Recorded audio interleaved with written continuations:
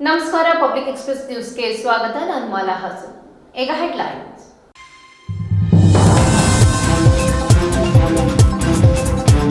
ನನ್ನನ್ನ ಮಾನಸಿಕವಾಗಿ ದುರ್ಬಲಗೊಳಿಸಲು ಸಾಧ್ಯವಿಲ್ಲ.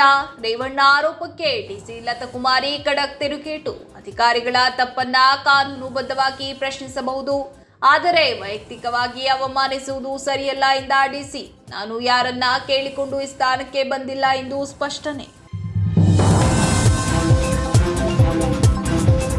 ಗ್ರಾಮ ಪಂಚಾಯಿತಿ ಮೀಸಲಾತಿ ವಿವಾದ ಮತ್ತಷ್ಟು ತೀವ್ರ. ಆರ್ಟಿಐ ದಾಖಲೆ ಕೈಯಲ್ಲಿ ಹಿಡಿದು ಪ್ರಶ್ನೆಗಳ ಸುರಿಮಳೆ. ಜನರ ನೋವಿಗೆ ಧ್ವನಿಯಾಗುವುದೇ ನನ್ನ ಕೆಲಸ.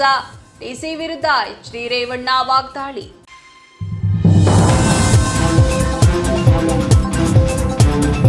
ಅರಕಲಗೂಡಿನ ಖಾಸಗಿ ಸ್ಕ್ಯಾನಿಂಗ್ ಸೆಂಟರ್ ವಿರುದ್ಧ ಹೆಚ್ಚುವರಿ ಹಣ ಕೇಳಿದ ಆರೋಪ. ಹಣ ಪಾವತಿ ಸಂದೇಶ ತೋರಿಸಿದರೂ ಮತ್ತೆ ನಗದು ಪಾವತಿಸುವಂತೆ ಒತ್ತಾಯ ಮಾಡಲಾಗಿದೆ ಎಂಬ ದೂರು. ಹಣ ಪಾವತಿಸಿದ ಬಳಿಕವೂ ಸ್ಕ್ಯಾನಿಂಗ್ ತಪಾಸಣೆ ವಿಳಂಬ ಮಾಡಲಾಗಿದೆ ಎಂಬ ಆರೋಪ.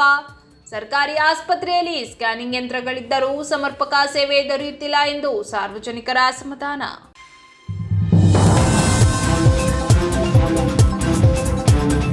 ಗ್ರಾಮ ಪಂಚಾಯಿತಿ ಚುನಾವಣೆಯ ಮೀಸಲಾತಿ ನಿಗದಿ ವಿಚಾರಕ್ಕೆ ಸಂಬಂಧಿಸಿದಂತೆ ತಮ್ಮ ವಿರುದ್ಧ ಮಾಜಿ ಸಚಿವ ಎಚ್ಡಿ ರೇವಣ್ಣ ಮಾಡಿರುವ ಆರೋಪಗಳಿಗೆ ಹಾಸನ ಜಿಲ್ಲಾಧಿಕಾರಿ ಕೆಎಸ್ ಲತಾಕುಮಾರಿ ತೀಕ್ಷ್ಣ ಪ್ರತಿಕ್ರಿಯೆ ನೀಡಿದ್ದಾರೆ. ನಮಗೆ ಗೊತ್ತಿಲ್ಲದಲ್ಲ ಅಥವಾ ಒಂದು ಹಾಗಿಲ್ಲ, ಬಟ್ ಆಗೋ ಸಂಭವ ಇಲ್ಲ ಅಂತ ನಾನು ಹೇಳಲ್ಲ. ಅವ್ರ ನ್ಯಾಯಾಲಯಕ್ಕೆ ಹೋಗ್ಬೋದು, ನಮಗೆ ಕೊಟ್ಟರೆ ನಾವೇ ಕರೆಕ್ಷನ್ ಮಾಡಿ ತಪ್ಪು ಮಾಡಿದ್ರೆ ಸರಿ ಮಾಡ್ಕೊಳ್ತೇವೆ. ನಾನು ಹೇಳದ್ನಲ್ಲ, ನೋಡಿ, ತಪ್ಪು ಮಾಡಿದ್ರೆ ಸರಿಪಡಿಸ್ಕೊಳ್ಳೋದಕ್ಕೆ ಯಾರು ಬೇಕಿದ್ರೂ ಹೇಳಬಹುದು, ಆದರೆ ವೈಯಕ್ತಿಕ ನಿಂದನೆ ಮಾಡಬಾರ್ದು ಅಷ್ಟೇ.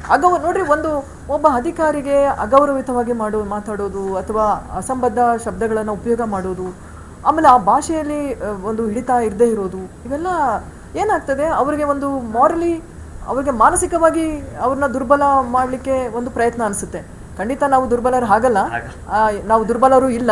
ಮೊದಲು ಹೇಳ್ಬಿಡ್ತಾನೆ, ಪಂಚಾಯಿತಿಗಳಲ್ಲಿ ಸ್ಥಾನಗಳನ್ನು ಆವರ್ತನೆಯ ಮೇಲೆ ಮೀಸಲಿಡುವ ನಿಯಮಗಳು 1998 ನಿಯಮ 3 ಅಲ್ಲಿ ಹೇಳಿ, ನಮ್ಮ ಜಿಲ್ಲಾಧಿಕಾರಿಯು ಮುಂಬರುವ ಪದಾವಧಿಯಲ್ಲಿ ಆ ಮತಕ್ಷೇತ್ರದಲ್ಲಿ ಅದೇ ಪ್ರವರ್ಗಕ್ಕೆ ಮತ್ತು ಮಹಿಳಾ ಸ್ಥಾನಕ್ಕೆ ಅವ್ರಿಗೇನು ನಿಯಮಗಳಿದೆ, ಅದೇ ನಿಯಮಗಳ ಮೇರೆಗೆ ಜಿಲ್ಲಾಧಿಕಾರಿಗಳಿಗೆ ಅವಕಾಶ ಇದೆ. ಅದ್ರ ಮೇರೆಗೆ ನಾವು ಮಾಡಿದ್ದೇವೆ. ಇನ್ನು ಯಾವುದೇ ಅವರ ಆಕ್ಷೇಪಣೆಗಳಿದ್ದಲ್ಲಿ ಅವರು ನನಗೆ ಪತ್ರ ಬರೀಬೋದಾಗಿತ್ತು, ದೂರವಾಣಿ ಮುಖಾಂತರ ಕೇಳ್ಬೋದಾಗಿತ್ತು, ಅವರ ಬರವಣಿಗೆಯಲ್ಲಿ ಕೊಡ್ಬೋದಾಗಿತ್ತು. ಇದುವರೆಗೂ ನನಗೆ ಆ ಥರದ ಯಾವುದೇ ಮನವಿಗಳಾಗಲಿ ಇದಾಗಲಿ ಬಂದಿಲ್ಲ. RTIಯಲ್ಲಿ ಕೆಲವು ಅರ್ಜಿಗಳು ಬಂದಿದೆ, ಬಟ್ ಅದಕ್ಕೆ ಉತ್ತರವನ್ನು ಕೊಡ್ತೇವೆ. ನಮಗೆ ಏನೇ ಇದ್ರೂ ನಮಗೆ ರೇಟಿಂಗಲ್ಲಿ ಕೇಳಿ. ಮತ್ತು ಅಲ್ಲಿ ಆರೋಪಗಳು, ಸೀರೀಸ್ ಆಫ್ ಆರೋಪಗಳು ನಾನು ಕೇಳ್ತಾ ಬಂದಿದ್ದೇನೆ. ನೋಡಿ, ನಾನು ಆ ಥರ ಬಂದಾಗ ಅದು ಸ್ಪೆಸಿಫಿಕ್ ಆಗಿ ಯಾವುದೂ ಇಲ್ಲ. ಈಗ ವಿಮಾ ಬಂದಿಲ್ಲ, ವಿಮಾ ಅನ್ನೋದಕ್ಕೆ ಕ್ರಾಪ್ ಕಟ್ಟಿಂಗ್ ಎಕ್ಸ್ಪೆರಿಮೆಂಟ್ ಆಗುತ್ತೆ, ಇನ್ಶೂರೆನ್ಸ್ ಅಮೌಂಟ್ ಇರ್ತದೆ, ಅದಕ್ಕೊಂದು ಏಜೆನ್ಸಿ ಇದೆ, ಅದಕ್ಕೊಂದು ಇಲಾಖೆ ಇದೆ. ಮತ್ತು ಇನ್ನೂ ಕೆಲವು ಆರೋಪಗಳು, ರೈತರ ಕೆಲವು ಸಮಸ್ಯೆಗಳು. ನೋಡಿ, ನಮ್ಮ ಸನ್ಮಾನ್ಯ ಮುಖ್ಯಮಂತ್ರಿಯವರ ನಿರ್ದೇಶನ ಮತ್ತು ಮಾನ್ಯ ಸಚಿವರ ನಿರ್ದೇಶನ, ನಮ್ಮ ಮೇಲಾಧಿಕಾರಿ ನಿರ್ದೇಶನದ ಅನ್ವಯ ನಾವು ಪ್ರತಿ ತಿಂಗಳಲ್ಲಿ 2 ಬಾರಿ, ಮೊದಲನೇ ಶನಿವಾರ, 3ನೇ ಶನಿವಾರ ಒಂದು ಸಾರ್ವಜನಿಕರ ಕುಂದುಕೊರತೆ ಸಭೆಗಳನ್ನು ಇದಕ್ಕಿಂತ ಮುಂಚೆನೂ ನಾವು ಮಾಡಿದ್ದೇವೆ. ಹೋದ ವರ್ಷದಿಂದಲೇ ನಾವು ಮಾಡ್ತಾ ಬಂದಿದ್ದೇವೆ. ಆದಷ್ಟು ಒಂದು ಜನರಿಗೆ ಸೇವೆಯನ್ನು ತಲುಪಿಸಲಿಕ್ಕೆ ಸಾಕಷ್ಟು ಪ್ರಯತ್ನವನ್ನು ಮಾಡ್ತಾ ಇದ್ದೇವೆ. ಅದು ಸಾಕಷ್ಟು ಇಲ್ಲದೇ ಇರಬಹುದು, ಬೇಕಂದರೆ ಅವರು ಹಿರಿಯರಿದ್ದಾರೆ, ತುಂಬ ಅನುಭವಗಳಿದ್ದಾರೆ. ನಾನು ಅದರ ಬಗ್ಗೆ ನಾವು ಇಂಪ್ರೂವ್ಮೆಂಟ್ ಅಂದರೆ ಎಷ್ಟೇ ಕಲಿತರೂ ಕಲಿಯೋದಿದೆ, ಇಂಪ್ರೂವ್ಮೆಂಟ್ ಆಗಲಿಕ್ಕೆ ಅಂದರೆ ಇನ್ನೂ ನಾವು ಚೆನ್ನಾಗಿ ಕೆಲಸ ಮಾಡಲಿಕ್ಕೆ ಅವಕಾಶ ಇದೆ, ಒಪ್ಕೊಳ್ತೇನೆ. ಖಂಡಿತ ನಾವು ಮಾಡ್ತೇವೆ. ಅದನ್ನು ಅವರ ನಿರೀಕ್ಷಾ ಮಟ್ಟಕ್ಕೆ ಒಂದು ಒಳ್ಳೆಯ ಸೇವೆಯನ್ನು ಕೊಡಲಿಕ್ಕೆ ಪ್ರಯತ್ನವನ್ನು ಮಾಡ್ತೇವೆ. ಆದರೆ ಅದು ಹೊರತುಪಡಿಸಿ ಈ ಥರ ಭಾಷೆಯನ್ನು ಉಪಯೋಗಿಸಿ ಮಾತಾಡೋದು ನನಗೆ ಅಂತಲ್ಲ, ಯಾವುದೇ ಅಧಿಕಾರಿಗಳಿಗೆ ಇದು ಸಲ್ಲ ಅಂತ ಅನಿಸುತ್ತೆ. ಯಾವ ಕಡತ ಬಾಕಿ ಇದೆ ಅಂತ ಹೇಳಿ ನಾವು ಆ ಪಟ್ಟಿಯಾದ ಉತ್ತರವನ್ನು ಕೊಡ್ತೇವೆ. ನೀವು ಜನರಲೈಸ್ ಮಾಡಲಿಕ್ಕೆ ಜನರಲ್ ಆಗಿ ಆ ಕಡತ ಬಾಕಿ ಇದೆ, ನನಗೆ ಪಟ್ಟಿ ಕೊಡಿ. ನೀವು ಯಾವ ಕಡತ ಬಾಕಿ ಇದೆ, ಎಷ್ಟು ದಿನದಿಂದ ಬಾಕಿ ಇದೆ, ಯಾರ ಬಳಿ ಬಾಕಿ ಇದೆ, ಯಾವ ಇಲಾಖೆಯಲ್ಲಿ ಇದೆ, ಯಾವ ಕಾರಣದಿಂದಾಗಿ ಇದೆ, ನಾವು ಮಾಹಿತಿಯನ್ನು ಕೊಡ್ತೇವೆ. ತಹಸೀಲ್ದಾರು ಮಾಡೋ ಅವಕಾಶ ಇಲ್ಲ, ಕಾಯ್ದೆಯಲ್ಲಿ ಅವರಿಗೆ ಗೊತ್ತಿಲ್ಲ, ಅದು ಕಾಯ್ದೆಯಲ್ಲಿ ಜಿಲ್ಲಾಧಿಕಾರಿಗಳೇ ಮಾಡೋದು, ತಹಸೀಲ್ದಾರ್ ಕೊಡೋ ಅವಕಾಶ ಇಲ್ಲ. ತಹಸೀಲ್ದಾರು ನಮಗೆ ಪ್ರಸ್ತಾವನೆ ಕೊಡ್ತಾರೆ, ಅಲ್ಲಿನ ಜನಸಂಖ್ಯೆ, ಅಲ್ಲಿನ ಪ್ರವರ್ಗದ SC ST ಜನಸಂಖ್ಯೆ, ಅಲ್ಲಿನ ಗ್ರಾಮ ಪಂಚಾಯಿತಿಯವರು ಎಷ್ಟು ಇದು ಮಾಹಿತಿ ಇದೆ, ಅಲ್ಲಿಂದ ಪ್ರಸ್ತಾವನೆಯನ್ನು ಕಳಿಸ್ತಾರೆ. ಫಸ್ಟ್ ಆಫ್ ಆಲ್ ಅದು ಅವ್ರು ಏನು ತಹಸೀಲ್ದಾರು ಕೊಟ್ಟಿದ್ದಾರೆ ಅದು ತಪ್ಪು. ಅವರು ತಹಸೀಲ್ದಾರು ಕೊಟ್ಟಿದ್ದಾರೆ ಅಂದ ತಕ್ಷಣ ತಹಸೀಲ್ದಾರು ಅಥವಾ ಅಲ್ಲಿ ಲೋಕಲ್ ಅವರು ಕೊಟ್ಟಿದ್ದಾರೆ ಅಂತೇಳಿ ಅದನ್ನೇ ನಾವು ಮಾಡಲಿಕ್ಕೆ ಅವಕಾಶ ಇಲ್ಲ. ಅದು ಜಿಲ್ಲಾಧಿಕಾರಿ. ಅದಕ್ಕೆ ನಾನು ಆ್ಯಕ್ಟಲ್ಲಿ ಹೇಳ್ತಾ ಇದ್ದೇನೆ, ಆ್ಯಕ್ಟಲ್ಲಿ ನೋಡಿ ಜಿಲ್ಲಾಧಿಕಾರಿಗಳಿಗೆ ಇರೋದದು, ತಹಸೀಲ್ದಾರ್ ಅಂತ ಇಲ್ಲ. ಅವರವರೇ ಲೋಕಲಲ್ಲಿ ತಹಸೀಲ್ದಾರ್ ಮಾಡಿಕೊಂಡು ತಹಸೀಲ್ದಾರ್ ಮಾಡಿದ್ದಾರೆ, ಅದನ್ನೇ ನೀವು ಮಾಡಬೇಕು ಅಂತ ಹೇಳಿದ್ರೆ ತಹಸೀಲ್ದಾರು ಮಾಡಿದ್ದನ್ನ ಜಿಲ್ಲಾಧಿಕಾರಿ ಮಾಡಬೇಕಾ? ಸಮಾಜದ ಕನ್ನಡಿ ಇರಬಹುದು ಅನಿಸುತ್ತೆ. ಇವರು ನೇರವಾಗಿ ಅದು ಸಾರ್ವಜನಿಕ ವೇದಿಕೆಯಲ್ಲಿ ಮಾತಾಡಿದ್ದಾರೆ ಅಷ್ಟೇ. ಸೊ ಹಾಗಾಗಿ ನಾನು ಕೋರ್ಕೊಳ್ಳೋದು ಇಷ್ಟೇ, ಒಂದು ಸಹಿಷ್ಣುತೆ ಒಂದು ನೋಡಿ. ಅದಕ್ಕೆ ನಾನು ಹೇಳ್ತಾ ಇದ್ದೇನೆ, ತಪ್ಪು ಮಾಡಿದರೆ ಅದನ್ನು ಖಂಡಿಸುವ ಅಧಿಕಾರ ಎಲ್ಲರಿಗೂ ಉಂಟು. ಅವರು ಅದಕ್ಕೆ ಶಾಸಕರೇ ಆಗಿರಬೇಕು ಅಂತಿಲ್ಲ, ಎಲ್ಲರಿಗೂ ಅವಕಾಶ ಇದೆ. ಸೊ ಬಟ್ ನಾನು ಕೋರ್ಕೊಳ್ಳೋದು, ನಾವು ಏನಾದರೂ ಕಾನೂನು ಮೀರಿ ಅಥವಾ ಕಾನೂನಿನ ಚೌಕಟ್ಟನ್ನು ಹೊರತುಪಡಿಸಿ ಅಥವಾ ತಪ್ಪು ಮಾಡಿದ್ದು ಕಂಡು ಬಂದರೆ ದಯವಿಟ್ಟು ನಮಗೆ ಹೇಳ್ತೀರಿ. ನಾವು ಏನು ಹೇಳ್ದಿದ್ರು ಅದನ್ನು ಖಂಡಿತ ಹೊರಗಡೆ ಅವರು ಹೇಳ್ತಾರೆ, ವ್ಯಕ್ತಪಡಿಸ್ತಾರೆ. ಬಟ್ ನಿಯಮಾನುಸಾರ ಕೆಲಸ ಮಾಡಲಿಕ್ಕೆ ನಿರ್ದೇಶನ ಕೊಡ್ತಾರೆ, ಮಾರ್ಗದರ್ಶನ ಕೊಡ್ತಾರೆ. ದಯವಿಟ್ಟು ಅದನ್ನು ನಾವು ಸ್ವೀಕಾರ ಮಾಡ್ತೇವೆ. ನನ್ನ ಕೋರಿಕೆ ಇಷ್ಟೇ, ವೈಯಕ್ತಿಕವಾಗಿ ಆ ಥರ ಶಬ್ದಗಳನ್ನು ಬಳಸೋದು, ಇನ್ನು ಆ ಶಬ್ದಗಳನ್ನು ನಾನು ಇಲ್ಲಿ ಬಳಸಲಿಕ್ಕೆ ನನಗೆ ಸಂಕೋಚ ಆಗ್ತಾ ಇದೆ. ಅಂಥ ಶಬ್ದಗಳನ್ನು ನಾವು ಬಳಸಲಿಕ್ಕೆ ಬರಲ್ಲ. ಅಂಥವನ್ನ ಬಳಸಬೇಡಿ, ನನಗೆ ಅಲ್ಲ ಯಾವ ಅಧಿಕಾರಿಗಳಿಗೂ ಬಳಸಬೇಡಿ ಅಂತ ನಾನು ಕೋರ್ಕೊಳ್ತೇನೆ. ವೆರಿಫೈ ಮಾಡ್ತೀನಿ. ನೋಡಿ, ಒಂದು ಗ್ರಾಮ ಪಂಚಾಯತಿ ಇದೆ ಅಂತ ತಿಳ್ಕೊಳ್ಳಿ, ಅದರಲ್ಲಿ 14 ಸೀಟ್ ಇದೆ. ಅದರಲ್ಲಿ SC ST ಹಿಂದುಳಿದ ವರ್ಗ ಅಂತ ಇರ್ತದೆ. ಈಗ ಸಪೋಸ್ ಅವರು ಏನು ಹೇಳ್ತಾರೆ, ನೀವು ನಿಗದಿಪಡಿಸಿದ ಸ್ಥಳದಲ್ಲಿ 0 ಇದೆ ST ಪಾಪ್ಯುಲೇಷನ್ ಅಂತ ಎತ್ತಿಕೊಳ್ಳಿ, ಅಲ್ಲಿ 0 ಇದೆ ಅಂತ ಹೇಳಿ. ಆ ಕ್ಷೇತ್ರ 14 ಕ್ಷೇತ್ರ ಇರ್ತದೆ ಒಂದು ಗ್ರಾಮ ಪಂಚಾಯತಿಯಲ್ಲಿ. ಬಟ್ ಅದು ಹೊರತುಪಡಿಸಿ ಬೇರೆ ಒಂದು 3-4 ಕಡೆ ಇರ್ತದೆ. ನಾವು ಇದನ್ನು ರೊಟೇಷನ್ ಬೇಸಿಸಲ್ಲಿ ತಗೊಳ್ತೇವೆ. ಆ ಗ್ರಾಮ ಪಂಚಾಯಿತಿಯಲ್ಲಿ ಇರ್ತಕ್ಕಂತಹ ಯಾರಾದ್ರೂ ಆ ಯಾವ ಕ್ಷೇತ್ರದಲ್ಲಾದರೂ ಹೋಗಿ ನಿಂತ್ಕೊಳ್ಬಹುದು. ನಾನು ಹೇಳಿದ್ದು ಗೊತ್ತಾಯ್ತಾ? ಇದು ಕ್ಷೇತ್ರಕ್ಕೆ ನಾವು ಪಾಪ್ಯುಲೇಷನ್ ಅಲ್ಲ, ಆ ಗ್ರಾಮ ಪಂಚಾಯತಿದು ತಗೊಂಡ್ರೆ ಸಪೋಸ್ ಅಲ್ಲಿ ST ಇರಲಿಲ್ಲ, SC ಅವರು ನಿಲ್ಬೋದು ಅವರ ಬದಲಾಗಿ, ವೈಸ ವರ್ಷ. ಸಪೋಸ್ OBCಯಲ್ಲೂ ಅಷ್ಟೇ, ಹಿಂದುಳಿದ ವರ್ಗ ಆ ಅಂತ ಇದೆ, ಹಿಂದುಳಿದ ವರ್ಗ ಬಾ ಅಂತ ಇದೆ. ಹಿಂದುಳಿದ ವರ್ಗ ಆ ಇರಲಿಲ್ಲ, ಬಾ ನಿಲ್ಬಹುದು ಅಲ್ಲಿ ಹೋಗಿ. ಹಾಗಾಗಿ ಅದನ್ನು ನಾವು ಬ್ರಾಡರ್ ಆಸ್ಪೆಕ್ಟ್ ಗ್ರಾಮ ಪಂಚಾಯತಿ ಅಂತ ತಗೊಳ್ತೀವಿ ಹೊರತು ಅದೇ ಕ್ಷೇತ್ರದಲ್ಲಿ ಆ ಥರದ್ದು ತುಂಬ ಬರ್ತದೆ. ಅದಕ್ಕೆ ಇಲ್ಲಿ ಕಾಯ್ದೆಯಲ್ಲಿ ತುಂಬ ಹೇಳಿದ್ದಾರೆ, ಜಿಲ್ಲಾಧಿಕಾರಿಗಳು ಅವರಿಗೆ ಅದನ್ನು ನಿಗದಿಪಡಿಸಲಿಕ್ಕೆ ನಮ್ಮ ಕಾಯ್ದೆಯಲ್ಲಿ ಅದನ್ನು ನಾವು ಪತ್ರಿಕಾ ಇದು ಕೊಡ್ತಾ ಇದ್ದೇನೆ, ಅದರಲ್ಲಿ ಪ್ರಕಟಣೆ ಕೊಡ್ತಾ ಇದ್ದೀನಿ, ಸ್ಪಷ್ಟೀಕರಣ ಅದರಲ್ಲಿ ನಾವು ಬರೆದಿದ್ದೇವೆ. ನನ್ನ ಮನವಿ ಇಷ್ಟೇ, ನೋಡಿ, ಶಾಂತಿಯುತವಾಗಿ ನಾವು ನಿಯಮಾನುಸಾರ ಕೆಲಸ ಮಾಡಿದ್ದೇವೆ. ಅದರಲ್ಲಿ ತಾವು ಏನಾದರೂ ಒಂದೇ ರಿಪಿಟೇಷನ್ ಅಂದರೆ ಇಂದಿನ ಬಾರಿನೂ ಅದೇ ಸ್ಥಾನ ಇತ್ತು, ಈ ಬಾರಿನೂ ಅದೇ ಸ್ಥಾನ ಇದೆ ಅಂದರೆ ಹೇಳಿ. ಅದರ ಹೊರತುಪಡಿಸಿ ಇಲ್ಲ ಇದೇ ಸ್ಥಾನವನ್ನು ಮಾಡಿ ಹಾಗೆ, ಯಾಕಂದರೆ ಯಾವ ರೀತಿ ಮಾಡಿದ್ರೂ ಇನ್ನೊಂದು ಗುಂಪು ಇರ್ತದೆ ಅದನ್ನು ಅಪೋಸ್ ಮಾಡಲಿಕ್ಕೆ, ಅದನ್ನು ವಿರೋಧ ಮಾಡಲಿಕ್ಕೆ. ಹಾಗಾಗಿ ನಮ್ಮ ಕೆಲಸ ಏನು, ಒಂದು ನಿಯಮಾನುಸಾರ ಏನು ನಮಗೆ ಅವಕಾಶ ಇದೆ ಕಾನೂನಾತ್ಮಕವಾಗಿ ಅದನ್ನು ನಾವು ನೆರವೇರಿಸಿ, ನಾವು ಅಧಿಸೂಚನೆಯನ್ನು ಈಗ ಆಲ್ರೆಡಿ ಹೊರಡಿಸಿ ಆಗಿದೆ. ಅಧಿಸೂಚನೆಯನ್ನು ನಾವು ಆಲ್ರೆಡಿ ನೋಟಿಫಿಕೇಶನ್ ಹೊರಡಿಸಿ ಆಗಿದೆ. ಯಾಕಂದರೆ ಈಗ ಎಲೆಕ್ಷನ್ ಚುನಾವಣಾ ಮತ್ತು ನಮ್ಮ RDPR ಇಲಾಖೆಯಿಂದ ಕೂಡಲೇ ಮಾಡಿಕೊಡಿ ಅಂತಲೂ ಸಹ ನಮಗೆ ನಿರ್ದೇಶನ, ತುಂಬ ಕಠಿಣ ನಿರ್ದೇಶನ ಇದೆ. ಹಾಗಾಗಿ ನಾವು ಮಾಡಿಕೊಟ್ಟಿದ್ದೇವೆ, ನಮ್ಮ ಕೆಲಸವನ್ನು ನಾವು ಚಾಚು ತಪ್ಪದೆ ಮಾಡಿದ್ದೇವೆ. ಇನ್ನೂ ಅವರು ಬಂದರೆ ಮನವಿಯನ್ನು ಕೊಟ್ಟರೆ ಖಂಡಿತ ಅವರ ಮನವಿಯಲ್ಲಿ ಏನಿದೆ ನಾವು ಪರಿಶೀಲನೆ ಮಾಡ್ತೇವೆ. ಗ್ರಾಮ ಪಂಚಾಯತಿ ಚುನಾವಣೆ ಮೀಸಲಾತಿ ನಿಗದಿ ವಿಚಾರ ಹಾಸನದಲ್ಲಿ ರಾಜಕೀಯ ಸಂಘರ್ಷಕ್ಕೆ ಹೊಸ ತಿರುವು ನೀಡಿದ್ದು, ಮಾಜಿ ಸಚಿವ HD ರೇವಣ್ಣ ಅವರು ಜಿಲ್ಲಾಧಿಕಾರಿ KS ಲತಾಕುಮಾರಿ ವಿರುದ್ಧ ಮತ್ತೆ ತೀವ್ರ ವಾಗ್ದಾಳಿ ನಡೆಸಿದ್ದಾರೆ. ನಾನು ದೊಡ್ಡ ಅಧಿಕಾರಿ ಅಲ್ಲ, ಸಾಮಾನ್ಯ ಶಾಸಕ, ಆದರೆ ಜನರ ನೋವಿಗೆ ಧ್ವನಿಯಾಗುವುದು ನನ್ನ ಕರ್ತವ್ಯ ಎಂದು ಹೇಳುವ ಮೂಲಕ ಜಿಲ್ಲಾಡಳಿತದ ಕಾರ್ಯವೈಖರಿಯ ಬಗ್ಗೆ ಹಲವು ಪ್ರಶ್ನೆಗಳನ್ನ ಎತ್ತಿದ ಘಟನೆ ಇಂದು ನಡೆದಿದೆ. ನಗರದಲ್ಲಿ ಸುದ್ದಿಗಾರರೊಂದಿಗೆ ಮಾತನಾಡಿದ ಅವರು, ಮೀಸಲಾತಿ ಪಟ್ಟಿಯ ಕುರಿತು ಮಾಹಿತಿ ಹಕ್ಕು ಕಾಯ್ದೆಯಡಿ ದಾಖಲೆಗಳನ್ನು ಪಡೆದುಕೊಂಡಿರುವುದಾಗಿ ತಿಳಿಸಿದರು. RTI ಮೂಲಕ ಮೀಸಲಾತಿಗೆ ಸಂಬಂಧಿಸಿದ ಪಟ್ಟಿಯನ್ನ ತೆಗೆದುಕೊಂಡಿದ್ದೇನೆ. ದಾಖಲೆಗಳನ್ನ ನೋಡಿದ ಬಳಿಕ ನನಗೆ ಹಲವು ಅನುಮಾನಗಳು ಮೂಡಿವೆ. ಅದಕ್ಕಾಗಿಯೇ ಜಿಲ್ಲಾಧಿಕಾರಿ ಅವರೊಂದಿಗೆ ಮಾತನಾಡಲು ಪ್ರಯತ್ನಿಸಿದ್ದೆ. ಅವರ ವೈಯಕ್ತಿಕ ಮೊಬೈಲ್ ಸಂಖ್ಯೆಗೆ ಕರೆ ಮಾಡಿದ್ದೆ, ಆದರೆ ಕರೆ ಸ್ವೀಕರಿಸಲಿಲ್ಲ ಎಂದು ಅಸಮಾಧಾನ ವ್ಯಕ್ತಪಡಿಸಿದರು. ತಮ್ಮ ಸಾರ್ವಜನಿಕ ಜೀವನದ ಅನುಭವವನ್ನು ಉಲ್ಲೇಖಿಸಿದ ರೇವಣ್ಣ ಅವರು IAS ಅಧಿಕಾರಿಯಾಗಿದ್ದಾರೆ. ನಾನು IAS ಓದಿಲ್ಲ, ನಾನು ಅವರಷ್ಟು ವಿದ್ಯಾವಂತನೂ ಅಲ್ಲ, ಅವರಷ್ಟು ಆಡಳಿತದ ಅನುಭವ ಹೊಂದಿದ್ದೇನೆ ಎಂದು ಹೇಳಿಕೊಳ್ಳುವುದಿಲ್ಲ. ಆದರೆ ಈ ಜಿಲ್ಲೆಯ ಜನರು ನನ್ನನ್ನು 6 ಬಾರಿ ಶಾಸಕರನ್ನಾಗಿ ಆಯ್ಕೆ ಮಾಡಿದ್ದಾರೆ. ಜನರ ಸಮಸ್ಯೆ ಬಂದಾಗ ನಾನು ಮಾತನಾಡಬಾರದೆ ಎಂದು ಪ್ರಶ್ನಿಸಿದರು. ನನ್ನ ಜನ ವೋಟ್ ಹಾಕಿ ಆಯ್ಕೆ ಮಾಡ್ಯವ್ರೆ, ಅವರು IAS ಓದಿದ ತಕ್ಷಣ ಅಲ್ಲ. ಸಾಮಾನ್ಯ ಜನನ ಕಷ್ಟ ಸುಖ ವಿಚಾರಿಸಿದಾಗ IAS ಪೋಸ್ಟ್ಗೆ ಇದು ಬರುತ್ತೆ. ಬಡವ್ರನ್ನ ನನ್ನ ಬೇಡ, ನನ್ನ ಬಿಟ್ಟಾಕಿ ಸಾಮಾನ್ಯ ಜನ ಇಲ್ಲಿ ಬರ್ರಿ ಈ ಕಡೆ. ಈ ಪೂಜಾರು 1 ವರ್ಷದಿಂದ ತಿರುಗಿಸ್ತಾವ್ರಲ್ಲ, ತಹಸೀಲ್ದಾರ್ ಬನ್ರಿ ಈ ಕಡೆ. ಹಾ? ತಡೀರಿ. ತಡೀರಿ. ನೀವು ಸೀನಿಯರ್ ಇದ್ದಾರೆ, ಒಳನಾಗಪುರ ಶಾಸಕರು ಸೀನಿಯರ್ ಇದ್ದಾರೆ, ಮಾತಾಡ್ಬೋದಿತ್ತು. ಬಟ್ ಆ ರೀತಿ ಮೊನ್ನೆ ನಾನು ಜಿಲ್ಲಾಧಿಕಾರಿಗಳ ಕಚೇರಿಗೆ ಹೋದೆ. ನಾನು ಜಿಲ್ಲಾಧಿಕಾರಿಗಳ ಕಚೇರಿಗೆ ಹೋದಾಗ ಜಿಲ್ಲಾಧಿಕಾರಿ ಕಚೇರಿಯ ಇವರಿದ್ರು. ಸರ್ ತಪ್ಪು ತಿಳ್ಕೊಬೇಡಿ, DC-ಗೆ ಪರ್ಸನಲ್ ಫೋನ್ ಮಾಡಿದೆ, ಎತ್ತಲಿಲ್ಲ. DC-ಗೆ ಪರ್ಸನಲ್ ಫೋನ್ ಮಾಡಿದೆ ಶುಕ್ರವಾರ, ಅವ್ರ ಆಫೀಸ್ ಫೋನ್ ಮಾಡಿದೆ, ಅವ್ರ PA ಫೋನ್ ಮಾಡಿದೆ. ಆಗ ಅವ್ರು ಯಾರು ಫೋನ್ ಎತ್ತಿಲ್ವಲ್ಲ, ಶನಿವಾರ ಬೆಳಿಗ್ಗೆ ಪ್ರೆಸ್ ಕರ್ದು ಹೇಳಿ. ತಡೀರಿ, ತಾಳ್ಮೆಯಿಂದ ಕೇಳಿ ಸರ್. ನಾನು ಪಟ್ಟಿನ RTI ಕೊಡಕ್ ಬರಲ್ಲ ಅಂದ್ರೆ ಎಂಡಾಸ್ಮೆಂಟ್ ಕೊಡಿ. ನಾನು ಶುಕ್ರವಾರ ಶನಿವಾರ ನಾನು ಪ್ರೆಸ್ ಕಾನ್ಫರೆನ್ಸ್ ಮಾಡಿದ್ದು, ಅವರು ಗುರುವಾರ ಅನೌನ್ಸ್ ಮಾಡಿರೋದು ಅಲ್ವರವೇ. 18ಕ್ಕೆ ಅವ್ರು ಅನೌನ್ಸ್. ನಾನು ಶುಕ್ರವಾರ ಸಾಯಂಕಾಲ ಸೀದಾ ಅಸೆಂಬ್ಲಿಯಿಂದ ಬಂದು ಅವ್ರ ಆಫೀಸ್ ಹತ್ರ ಹೋಗಿ ಅವ್ರ ಕಚೇರಿಗೆ ಹೋದೆ. DC ಇದ್ರೆ ನೋಡೋಣ ಅಂತ. ಅವ್ರು ಫೋನ್ ಎತ್ತಲ್ಲ, ನಮ್ಮನ್ನ ಇದು ಕೊಡಲ್ಲ. ಅವ್ರು ಅಲ್ಲೋಗಿದ್ದೀವಿ ಇಲ್ಲೋಗಿದ್ದೀವಿ. ಅವರ PA ಹೋಗಿ ಮಾತಾಡಿದ್ನ ಇಲ್ಲಿ ಕೇಳಿ. PA-ಗೆ ಫೋನ್ ಕೊಡೆ, ಪರ್ಸನಲ್ ಫೋನಿಗೆ ಮಾಡಿ ಅಂದೆ, ಎತ್ತಲಿಲ್ಲ. ಅವ್ರ ಫೋನು ಎತ್ತಲಿಲ್ಲ. ನಮ್ಮ ರವಿ ಫೋನ್ನಲ್ಲೇ ಮಾಡಿದ್ದು. ಎತ್ತೋದ ನಾನೇನು ಮಾಡಬೇಕಪ್ಪ ಹೇಳಪ್ಪ. ಮಾರನೇ ಬೆಳಿಗ್ಗೆ ಪ್ರೆಸ್ ಕರೆದು ಹೇಳಿದ್ದು ನಿಜ. ನಮ್ಮ ಒಬ್ಬ ಗೌರವಿದ್ದ ನನಗೆ ನಾವೇನಂತ ಇವರಲ್ಲ, ನಾನು ಸಾಮಾನ್ಯ ಇದರಿಂದಲೇ ಬಂದಿರೋನು. ಜನ 6 ಜನ ಆಯ್ಕೆ ಮಾಡೋರು. ನಮ್ಮ ಜನಕ್ಕೆ ನೋವಾದಾಗ ನಾನು ಏನು ಮಾಡಬೇಕು? ಬತ್ತೋ ನನ್ನ ಮನೆ ಬಾಗಿಲಿಗೆ. ಸರ್ ನಮ್ಮೂರಲ್ಲಿ ಒಂದು ವರ್ಗನೇ ಇಲ್ಲ, ಎಲ್ಲ ಪೂರ್ತಿ ತಗೊಂಡೋಗಿ ಬೇಕು ಅಂತ. ಒಂದೊಂದು ಪಂಚಾಯತಿಯಲ್ಲಿ ತಹಸೀಲ್ದಾರರು ಕಳಿಸಿದ್ದ 11 ಜನ ಹೆಂಗ್ರಿ ಮಾಡಿದ್ರು? ತಹಸೀಲ್ದಾರ್ ಯಾವ ಆಧಾರದ ಮೇಲೆ ಕಳಿಸಿದ್ರು? ಜಿಲ್ಲಾಧಿಕಾರಿಗಳು ನಮಗೆ ಗೌರವ ಕೊಡೋದು ಬೇಡ, ನಾನು ಗೌರವ ಕೊಡಿ ಅಂತ ಒಂದು ಅಲ್ಲಿ ಹೋದ್ರೆ ಸಣ್ಣ ಪುಟ್ಟ ಆಫೀಸರ್ಸ್ಗಳಿಗೆ ಹೋದ್ರೆ ದಯಮಾಡಿ ಕೇಳಿ, ಯಾರು ಯಾವ ರೀತಿ ನಡ್ಕೋತಾರೆ.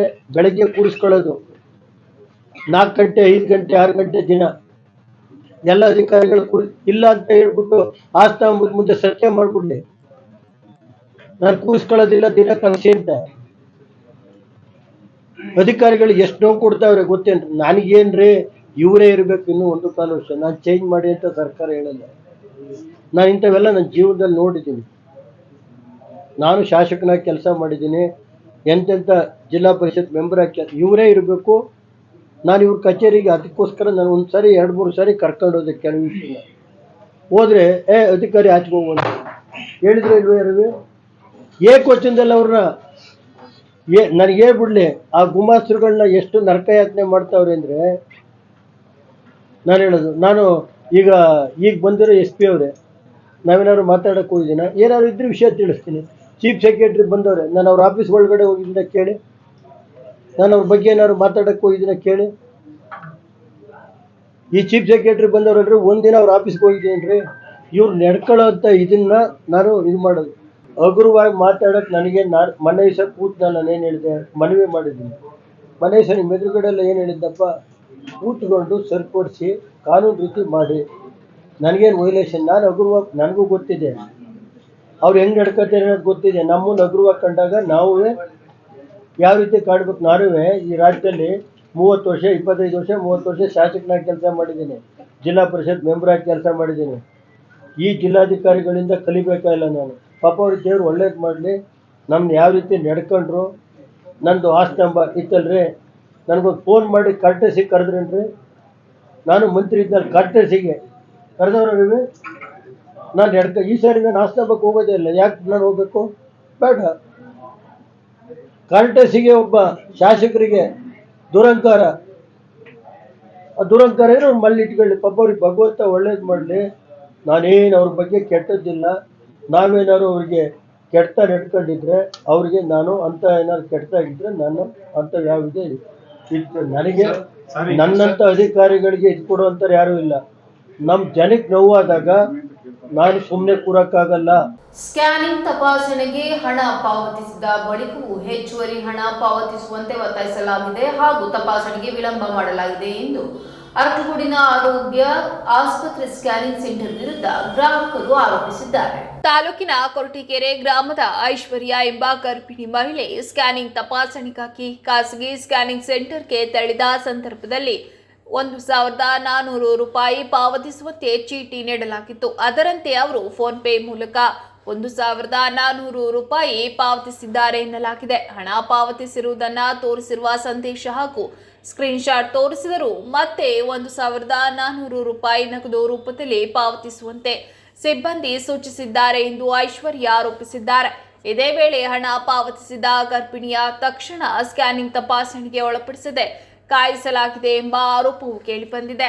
ತಾಲೂಕು ಕೇಂದ್ರ ಸಾರ್ವಜನಿಕ ಆಸ್ಪತ್ರೆಯಲ್ಲಿ ಸ್ಕ್ಯಾನಿಂಗ್ ಯಂತ್ರಗಳಿದ್ದರೂ ಸಮರ್ಪಕವಾಗಿ ತಪಾಸಣೆ ನಡೆಯುತ್ತಿಲ್ಲ ಎಂಬ ಸಾರ್ವಜನಿಕರ ದೂರಿನಿಂದಾಗಿ ಗರ್ಭಿಣಿಯರು ಖಾಸಗಿ ಸ್ಕ್ಯಾನಿಂಗ್ ಕೇಂದ್ರಗಳನ್ನು ಅವಲಂಬಿಸಬೇಕಾದ ಪರಿಸ್ಥಿತಿ ನಿರ್ಮಾಣವಾಗಿದೆ ಎನ್ನಲಾಗಿದೆ. ಸರ್ಕಾರಿ ಆಸ್ಪತ್ರೆಯಲ್ಲಿ ಅಗತ್ಯ ತಜ್ಞ ವೈದ್ಯರು ಹಾಗೂ ಸ್ಕ್ಯಾನಿಂಗ್ ತಜ್ಞರ ಕೊರತೆಯ ಹಿನ್ನೆಲೆಯಲ್ಲಿ ಖಾಸಗಿ ಕೇಂದ್ರಗಳ ಅವಲಂಬನೆ ಹೆಚ್ಚಾಗಿದೆ ಎಂದು ಸಾರ್ವಜನಿಕರು ಅಸಮಾಧಾನ ವ್ಯಕ್ತಪಡಿಸಿದ್ದಾರೆ.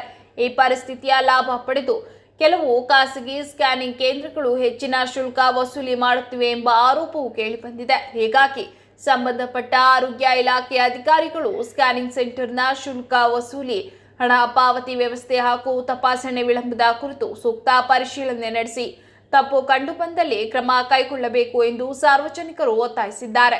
ಅಂತ ಆರೋಗ್ಯ ಹಾಸ್ಪಿಟಲಿಗೆ 10:30 ಬಂದ್ವಿ. ಆದರೆ ನಾವು ಟೋಕನ್ ತಗೊಂಡು ಸ್ಕ್ಯಾನ್ ಮಾಡಿದೋ 1,400. ಆದರೆ ಸ್ಕ್ಯಾನ್ ಮಾಡಿರೋದು ಟ್ರಾನ್ಸಾಕ್ಷನ್ನು ಬಂದೈತೆ, ಆದ್ರೂ ಮತ್ತೆ ಮೆಸೇಜಲ್ಲೂ ಕಟ್ಟಾಗಿದೆ. 10:30 ಮಾಡಿತ್ತು, 12:45 ಆದ್ರೂ ಅವ್ರು ನಮಗೆ ಟೋಕನ್ ನಂಬರ್ ಕರೆದಿಲ್ಲ. ಹೋಗಿ ಕೇಳೋ ಹೊತ್ತಿಗೆ ನಮಗೆ ಅಕೌಂಟಿಗೆ ದುಡ್ಡು ಬಂದಿಲ್ಲ ಅಂತ ಹೇಳ್ತಾನೆ ಇದ್ದಾರೆ. ಆಮೇಲೆ ಸ್ಲಿಪ್ಪು ಕೊಟ್ಟಿದ್ದಾರೆ ಅವರು ಬರ್ತಿರೋದನ್ನ 1,400 ಕಟ್ಟಾಗಿರೋದು ಕೊಟ್ಟಿದ್ದಾರೆ. ಆದರೆ ಇದನ್ನು ಹೋಲ್ಡಲ್ಲಿ ಇಟ್ಟಿದ್ದಾರೆ, ಅಮೌಂಟ್ ಬಂದಿಲ್ಲ ಅಂತ. ಡಾಕ್ಟ್ರ್ ಹತ್ರ ವಿಚಾರಿಸಿದ್ರು ನಿಮ್ಮ ಅಕೌಂಟಲ್ಲಿ ಚೆಕ್ ಮಾಡ್ಕೊಬರೋಗಿ ನಿಮ್ಮ ಬ್ಯಾಂಕಲ್ಲಿ ಹೋಗಿ ಅಂತ ಹೇಳ್ತಿದ್ದಾರೆ ಅಷ್ಟೇ. ಈಗ ಸ್ಕ್ಯಾನಿಂಗ್ ಹೋಲ್ಡಲ್ಲಿ ಇಟ್ಟಿದ್ದಾರೆ, ಸ್ಕ್ಯಾನಿಂಗ್ ಹೋಗ್ಬೋದು ಅಂತ ಕೇಳಿದ್ರೆ ಇಲ್ಲ, ಮತ್ತೆ ನೀವು ದುಡ್ಡು ಕಟ್ಬಿಟ್ಟೆ ಹೋಗಬೇಕು ಅಂತ ಹೇಳ್ತಿದ್ದಾರೆ. ಗ್ರಾಮ ಪಂಚಾಯಿತಿ ಚುನಾವಣೆ ಮೀಸಲಾತಿ ನಿಗದಿ ವಿಚಾರವಾಗಿ ಮಾಜಿ ಸಚಿವ ಎಚ್ ಡಿ ರೇವಣ್ಣ ಅವರು ಜಿಲ್ಲಾಧಿಕಾರಿ ಕೆಎಸ್ ಲತಾಕುಮಾರಿ ವಿರುದ್ಧ ಮಾಡಿರುವ ಆರೋಪಕ್ಕೆ ಸಂಸದ ಶ್ರೇಯಸ್ ಎಂ ಪಟೇಲ್ ತಿರುಗೇಟು ನೀಡಿದ್ದಾರೆ.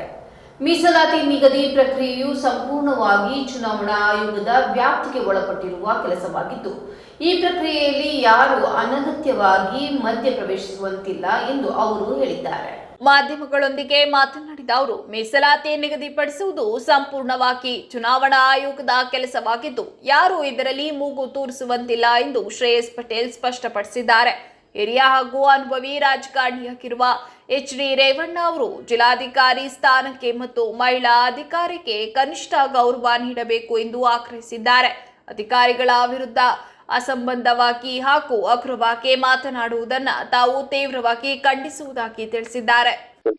ಯಾರೇ ಆಗಿರ್ಬೋದು, ಇದರಲ್ಲಿ ನಾವು ಮೂಗು ತೂರಿಸೋದು ಅಪರಾಧ, ಜೊತೆಗೆ ಅದು ಸಂವಿಧಾನ ಬಾಹಿರ. ಹಾಗಾಗಿ ಇದನ್ನ ಜಿಲ್ಲಾಧಿಕಾರಿಗಳು ಇರ್ತಾರೆ, ಜಿಲ್ಲಾಧಿಕಾರಿಗಳು ಚುನಾವಣಾಧಿಕಾರಿ ಇರ್ತಾರೆ. ಹಾಗಾಗಿ ಅವರು ಏನೇನ್ ಮಾಡಿ ಮೊದಲು ರಾಜ್ಯಪತ್ರ ಆಗಿದೆ. ನಾನು ರಾಜ್ಯಪತ್ರಗಳಲ್ಲಿ ಜಿಲ್ಲೆದೆಲ್ಲ ಸುಮಾರು ನಾನು ನೋಡಿದೆ ಏನೇನಾಗಿದೆ ಅಂತ. ಕಾನೂನಲ್ಲಿ ಏನೇನಿದೆ, ಕಾನೂನು ವ್ಯಾಪ್ತಿಯಲ್ಲಿ ಏನೇನಿದೆ ಅದನ್ನ ಮಾಡಿದ್ದಾರೆ ಅಂತ ನಾನು ಭಾವಿಸ್ತೀನಿ. ಅದೇ ರೀತಿ ಅವರು ಕಾನೂನುಬದ್ಧವಾಗಿ ಮಾಡಿಲ್ಲ ಅಂತ ಹೇಳಿದ್ರೆ ಅವರು ಏನು ಅವ್ರ ಅಹವಾಲುಗಳನ್ನ ಕೊಡ್ಲಿ, ಜಿಲ್ಲಾಧಿಕಾರಿಗಳು ಚರ್ಚಿಸ್ಲಿ. ಆತರ ಚರ್ಚೆಲಿ ಎಲ್ಲ ಸಮಸ್ಯೆಗಳಿದೆ ಕೂತ್ಕೊಂಡು ಚರ್ಚೆ ಮಾಡ್ಬೋದು. ಹಾಗಾಗಿ ಅವ್ರ ಸ್ಥಾನಕ್ಕೆ ಮತ್ತೆ ಅವರೊಬ್ರು ಮಹಿಳೆ ಇದ್ದಾರೆ, ಅದಕ್ಕೆ ಗೌರವ ಕೊಡುವಂತ ಕೆಲಸವನ್ನ ಮಾಡೋದು. ನಾನು ನೋಡ್ತಾನೆ ಇದ್ದೀನಿ. ಒಳನರಸೀಪುರ ಶಾಸಕರದು ಕಳೆದ ಜಿಲ್ಲಾಧಿಕಾರಿಗಳ ಬಗ್ಗೆನೂ ಇದೆ, ಜಿಲ್ಲಾ ವರಿಷ್ಠಾಧಿಕಾರಿಗಳ ಬಗ್ಗೆನೂ ಇದೆ, ಎಲ್ಲಾ ಮಹಿಳಾಧಿಕಾರಿಗಳ ಬಗ್ಗೆ ಇದೆ. ಇವರು ಮಹಿಳೆ ಬಗ್ಗೆ ಗೌರವ ಇಟ್ಟಿದ್ದಾರೆ ಅನ್ನೋದು ನನಗಂತೂ ಗೊತ್ತಿಲ್ಲ. ಯಾಕಂತ ಹೇಳಿದ್ರೆ ಆ ಸ್ಥಾನಕ್ಕೆ ಮತ್ತೆ ಆ ಒಂದು ಅವ್ರಿರುವಂತಹ ಒಂದು ಗೌರವಕ್ಕೆ ಅವರು ಗೌರವ ಕೊಡುವಂತ ಕೆಲಸವನ್ನ ಮಾಡ್ಬೇಕು. ಆ ಕನಿಷ್ಠ ಪಕ್ಷ ಗೌರವ ಕೊಡದೆ ಹೋದ್ರೆ ಅದು ಜನ ನೋಡ್ಬೇಕು, ಜನ ಅರ್ಥ ಮಾಡ್ಕೊಬೇಕು. ಯಾಕಂತ ಹೇಳಿದ್ರೆ ಅವರು ನಾವೆಲ್ಲಾದ್ರೆ ಪ್ರಥಮ ಸಂಸದರಾಗಿದ್ದೀವಿ, ಅವರು ಹಿರಿಯ ಶಾಸಕರು, ಸಚಿವರು, ಅವ್ರ ಕುಟುಂಬಕ್ಕೆ ಒಂದು ಉತ್ತಮವಾದಂತ ಹಿನ್ನೆಲೆ ಇರುವಂತವ್ರು. ಅವ್ರು ಈ ತರ ಏಕೋಚಂದಾಗಿ ಮಾತಾಡೋದು, ಒಂದು ಅವರ ವ್ಯಕ್ತಿತ್ವಕ್ಕೆ ಚ್ಯುತಿ ತರುವಂತ ವಿಷಯದಲ್ಲಿ ಮಾತಾಡೋದು ಅಸಂಬದ್ಧ, ಜೊತೆಗೆ ಅದನ್ನ ನಾವು ಖಂಡಿಸ್ತೀವಿ. ಸಕಲೇಶಪುರ ಪಟ್ಟಣದ ಚಂಪಕನಗರ ಕೋರ್ಟ್ನ ಕೆಳಭಾಗದ ರಸ್ತೆಯಲ್ಲಿ ಇರುವ ಫಿಲ್ಟರ್ ಹೌಸ್ನಿಂದ ನೀರು ಯಥೇಚ್ಛವಾಗಿ ಹರಿದು ಬರುತ್ತಿದ್ದು, ಈ ನೀರು ಸುತ್ತಮುತ್ತಲಿನ ಮನೆಗಳು ಹಾಗೂ ಅಲ್ಲೇ ಇರುವ ದೇವಸ್ಥಾನದ ಒಳಗೂ ನುಗ್ಗುತ್ತಿದೆ. ಇದರಿಂದ ಸ್ಥಳೀಯರು, ಸಾರ್ವಜನಿಕರು ಹಾಗೂ ಮಲೆನಾಡು ರಕ್ಷಣಾ ವೇದಿಕೆಯ ಸಾಗರ್ ಜಾನಕೆರೆ ತೀವ್ರ ಆಕ್ರೋಶ ವ್ಯಕ್ತಪಡಿಸಿದ್ದಾರೆ. ಫಿಲ್ಟರ್ ಹೌಸ್ನಿಂದ ನಿರಂತರವಾಗಿ ಹರಿದು ಬರುತ್ತಿರುವ ನೀರು ರಸ್ತೆಯಲ್ಲೇ ಹರಿದು ಸುತ್ತಮುತ್ತಲಿನ ಮನೆಗಳ ಒಳಭಾಗಕ್ಕೆ ಪ್ರವೇಶಿಸುತ್ತಿದೆ. ಅಲ್ಲದೆ ಪಂಚಮುಖಿ ಗಣಪತಿ ದೇವಸ್ಥಾನದ ಆವರಣ ಹಾಗೂ ಒಳಭಾಗಕ್ಕೂ ನೀರು ನುಗ್ಗುತ್ತಿರುವುದರಿಂದ ಭಕ್ತರು ಹಾಗೂ ಸ್ಥಳೀಯ ನಿವಾಸಿಗಳು ತೊಂದರೆ ಅನುಭವಿಸುತ್ತಿದ್ದಾರೆ. ಈ ಕುರಿತು ಮಲೆನಾಡು ರಕ್ಷಣಾ ವೇದಿಕೆಯ ಸಾಗರ್ ಜಾನಕಿರಿ ಆಕ್ರೋಶವನ್ನ ವ್ಯಕ್ತಪಡಿಸಿದ್ದು, ಸಂಬಂಧಪಟ್ಟ ಅಧಿಕಾರಿಗಳು ಕೂಡಲೇ ಸ್ಥಳಕ್ಕೆ ಭೇಟಿ ನೀಡಿ ಸಮಸ್ಯೆಯನ್ನ ಪರಿಶೀಲಿಸಿ ಶಾಶ್ವತ ಪರಿಹಾರ ಕಲ್ಪಿಸಬೇಕು ಎಂದು ಒತ್ತಾಯಿಸಿದ್ದಾರೆ.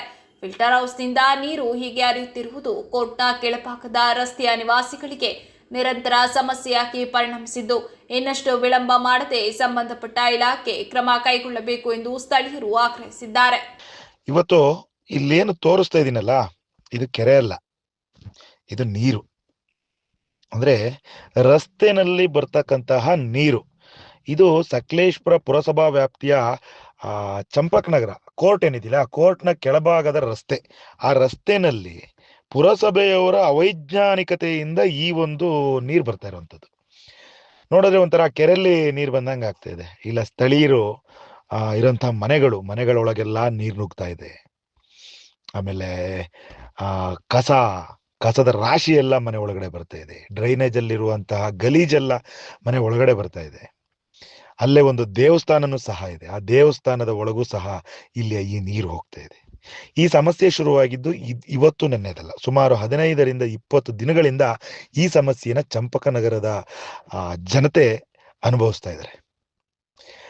ಇದು ಬರ್ತಾ ಇರೋದು ಎಲ್ಲಿಂದ ಅಂತ ಅಂದ್ರೆ ಫಿಲ್ಟರ್ ಹೌಸ್, ಇಲ್ಲೇ ಮೇಲ್ಗಡೆ ಕೋರ್ಟ್ನ ಮೇಲ್ಭಾಗ ಏನು ಸಕಲೇಶಪುರದ ಕುಡಿಯುವ ನೀರಿನ ವ್ಯವಸ್ಥೆಯ ಫಿಲ್ಟರ್ ಹೌಸ್ ಇದೆ, ಆ ಫಿಲ್ಟರ್ ಹೌಸ್ ಇಂದ ಬರ್ತಾ ಇರುವಂತದ್ದು. ಇಲ್ಲಿ ಬದುಕ್ತಾ ಇರುವಂತ ಜನ ಯಾವ ರೀತಿ ಬದುಕಬೇಕು ಅನ್ನೋದು ಯಕ್ಷ ಪ್ರಶ್ನೆ ಆಗಿದೆ. ಸಕಲೇಶಪುರದ ಮುನ್ಸಿಪಾಲಿಟಿಯ ಅಧಿಕಾರಿಗಳು ಏನಿದಿರಲ್ಲ, ತಾವು ದಯವಿಟ್ಟು ಒಂದ್ಸರಿ ಇದನ್ನ ಗಮನ ಹರಿಸಿ. ಯಾಕೆಂದ್ರೆ ರಸ್ತೆನಲ್ಲಿ ನೋಡಿ, ಯಾರೋ ಕುಡಿದು ಬಿಸಾಕಿರುವಂತ ಬಿಯರ್ ಬಾಟಲ್ಗಳು ಸಹ ರಸ್ತೆಗೆ ಬಂದಿದೆ. ಇಲ್ಲಿ ಶಾಲಾ ಮಕ್ಕಳುಗಳೆಲ್ಲ ಓಡಾಡ್ತಾರೆ. ಹಾಗೇನೆ ನೋಡಿ, ಡ್ರೈನೇಜ್ ಬ್ಲಾಕ್ ಆಗಿ 15 ದಿವಸ ಆಗಿದೆ. ಈ ವಿಡಿಯೋದಲ್ಲಿ ನೀವು ನೋಡ್ಬೋದು, ಡ್ರೈನೇಜ್ ಬ್ಲಾಕ್ ಆಗಿ 15 ದಿನ ಆಗಿದೆ. ಇಲ್ಲಿವರೆಗೂ ನಿಮ್ಮ ಸಿಬ್ಬಂದಿಗಳು ಇದನ್ನ ಸರಿಪಡಿಸಿಲ್ಲ. ಯಾಕೆಂದ್ರೆ ಈ ಡ್ರೈನೇಜ್ ಏನಿದೆಯಲ್ಲ, ಇದೇನ್ ಬಾರಿ ಹಳೆ ಡ್ರೈನೇಜ್ ಅಲ್ಲ. ಯಾಕೆಂದ್ರೆ ನಿಮ್ಗೂ ಗೊತ್ತಿರಬಹುದು, ಈ ಹಿಂದೆನೂ ಸಹ ಒಂದು ವಿಡಿಯೋ ಮಾಡಿದ್ದೆ, ಈ ಡ್ರೈನೇಜ್ ಕಳಪೆ ಕಾಮಗಾರಿಯಾಗಿದೆ ಅಂತ ಹೇಳಿ. ಆ ಡ್ರೈನೇಜ್ ಈ ಕೇವಲ 1-2 ವರ್ಷದ ಹಿಂದೆ ಆಗಿರುವಂತದ್ದು. ಆ ಡ್ರೈನೇಜ್ ಬ್ಲಾಕ್ ಆದ್ರೂ ಸಹ ನೀವು ಈ ಡ್ರೈನೇಜ್ ನ ಸರಿ ಮಾಡುವಂತ ಕೆಲಸವನ್ನ ಮಾಡ್ತಾ ಇಲ್ವಲ್ಲ, ಮುನ್ಸಿಪಾಲಿಟಿಯ ಅಧಿಕಾರಿಗಳಿದಿರಲ್ಲ, ಬೇಜವಾಬ್ದಾರಿ ಅಧಿಕಾರಿಗಳು, ದಯವಿಟ್ಟು ಇದನ್ನ ಗಮನ ಹರಿಸಿ. ಯಾಕೆ ಅಂತ ಅಂದ್ರೆ ಈಗ ಈ ವಾರ್ಡಿಗೆ ಯಾರು ಸಹ ಸದಸ್ಯರು ಇರಲ್ಲ. ಅವ್ರಿಗೆ ಹೇಳೋಣ ಅಂದ್ರೆ ಚುನಾಯಿತ ಪ್ರತಿನಿಧಿಗಳಿಲ್ಲ. ಇಲ್ಲಿ ಸಕಲೇಶಪುರದಲ್ಲಿ ಈಗಿರೋದು ನಮಗೆ MLA ಅವ್ರು ಒಬ್ರೇನೆ. ಅವರಿಗೆ ತಗೊಂಡೋಗಿ ಈ ಸಮಸ್ಯೆನ ತೋರ್ಸೋಣ ಅಂದ್ರೆ ಅವರು ಪ್ರತಿನಿತ್ಯ ಈ ಸಮಸ್ಯೆಗಳನ್ನ ನೋಡ್ತಾನೆ ಇರ್ತಾರೆ.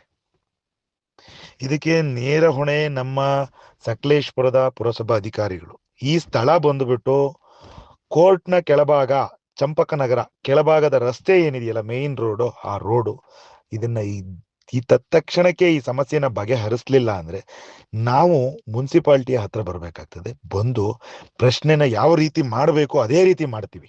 ಮಲೆನಾಡು ರಕ್ಷಣಾ ಸೇನೆ ಯಾವುದೇ ಕಾರಣಕ್ಕೂ ಕಣ್ಮುಚ್ಚಿ ಕುಳಿತುಕೊಳ್ಳಲ್ಲ. ಯಾಕಂತ ಅಂದ್ರೆ ಸಮಸ್ಯೆಗಳನ್ನ ತೋರಿಸ್ಬೇಕು ಅಂತಾನೆ ಮಲೆನಾಡು ರಕ್ಷಣಾ ಸೇನೆ ಇರೋದು. ದೇವಸ್ಥಾನಕ್ಕೆ ಹಾಸನ ಜಿಲ್ಲೆಯ ಜನತೆ ಎದುರಿಸುತ್ತಿರುವ ಪ್ರಮುಖ ಸಮಸ್ಯೆಗಳ ಕುರಿತು ಸಂಸತ್ತಿನಲ್ಲಿ ಸಮಗ್ರವಾಗಿ ಚರ್ಚೆ ನಡೆಸಿ ಕೇಂದ್ರ ಸರ್ಕಾರದ ಗಮನ ಸೆಳೆದಿದ್ದೇನೆ ಎಂದು ಸಂಸದ ಶ್ರೀ ಪಟೇಲ್ ಹೇಳಿದರು. ಕಳೆದ ಮುಂಗಾರು ಅಧಿವೇಶನದಲ್ಲಿ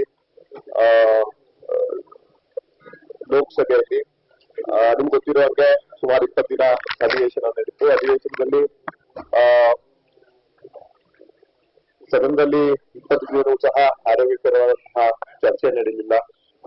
ನೀಟ್ ವಿಷಯವಾಗಿ ನಮ್ಮ ನಾಯಕರಾದಂತಹ ರಾಹುಲ್ ಗಾಂಧಿ ಸಾಹೇಬ್ ಅವರು ಚರ್ಚೆಗೆ, ಜೊತೆಗೆ ಅಮಾನವೀಯಾಗಿ ಹಲ್ಲೆಗೊಂಡಂತಹ ವಿದ್ಯಾರ್ಥಿನಿಯರಿಗೆ ನ್ಯಾಯ ಕೊಡಿಸುವ ನಿಟ್ಟಿನಲ್ಲಿ ಕೇಂದ್ರ ಗೃಹ ಸಚಿವರ ಅದ್ರ ಬಗ್ಗೆ ಮಾತಾಡ್ಲಿಕ್ಕೆ ಅವಕಾಶ ಮಾಡಿಕೊಡ್ಬೇಕು ಅಂತ ನಮ್ಮ ಪ್ರತಿಪಕ್ಷ ನಾಯಕರಂತಹ ರಾಹುಲ್ ಗಾಂಧಿ ಸರ್ ಆಗ್ರಹಿಸಿದ್ರು.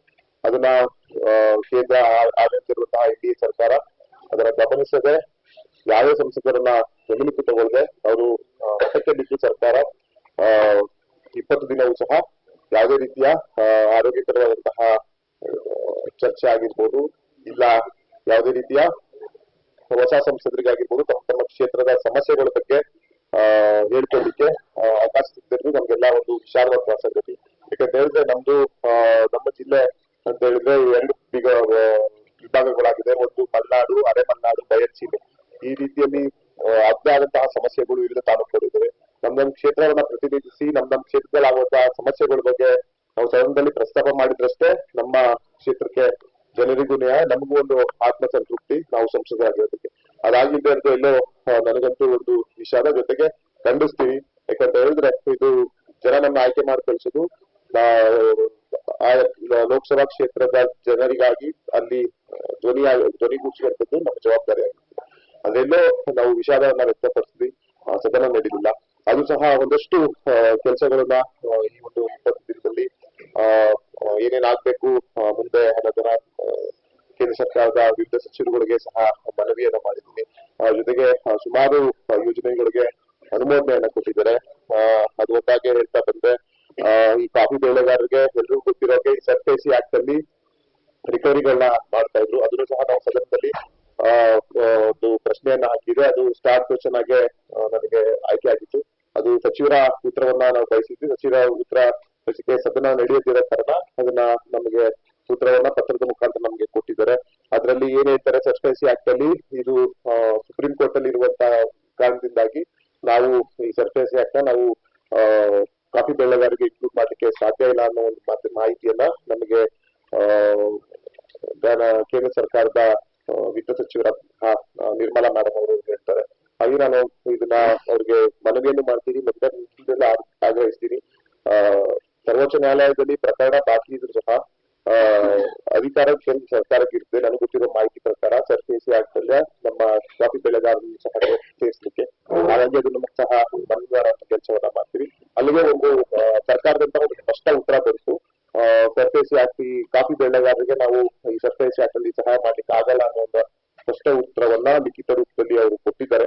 ಅದು ನಮ್ಗೆಲ್ಲೋ ಬೇಸರವಾದಂತಹ ಸಂಗತಿ.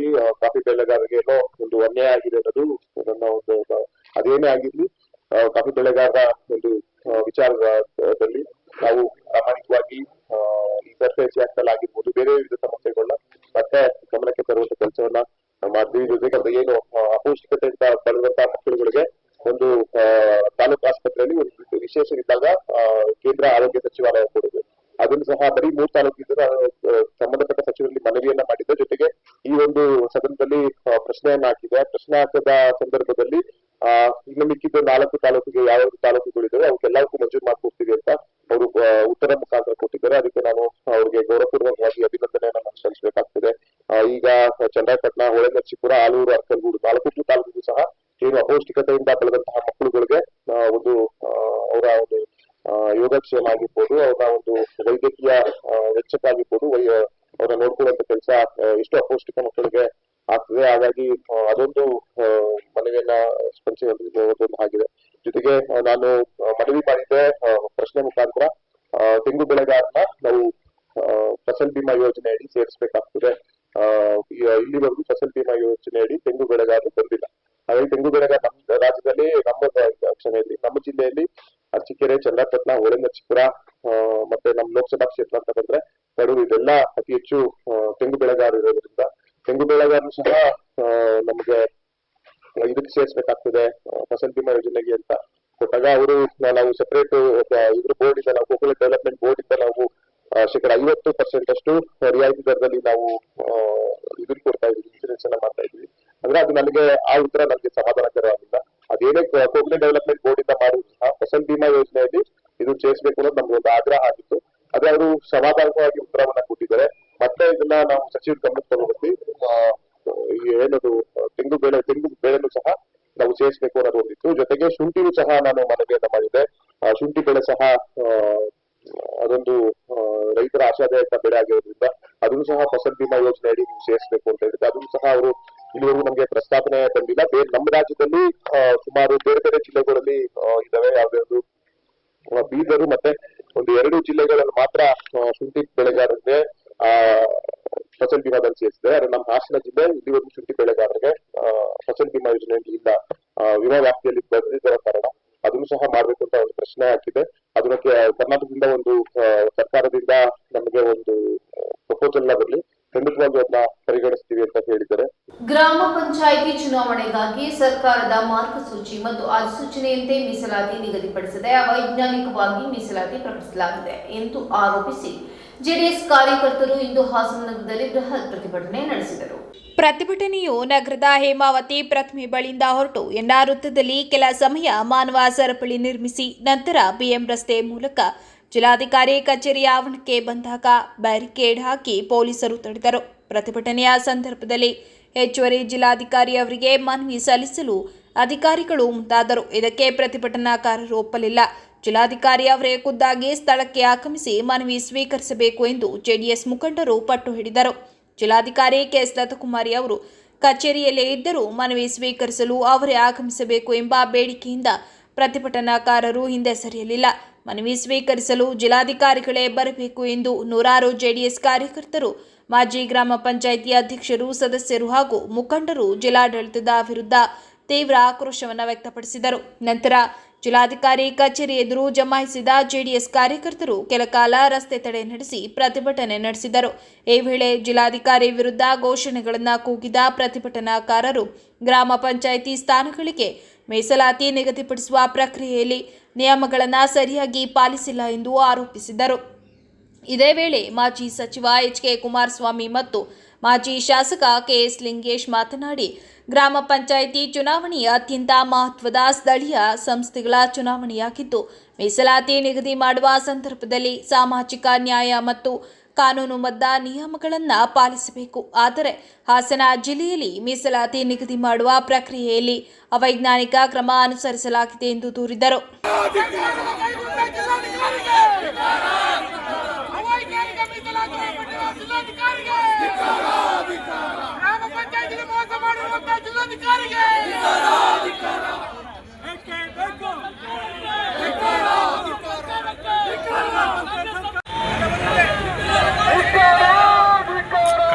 ಕಾರುಗಳು ನಿಲ್ಲಿಸ್ಬಿಟ್ಟಿದ್ದಾರೆ ಅಡ್ಡಡ್ಡ.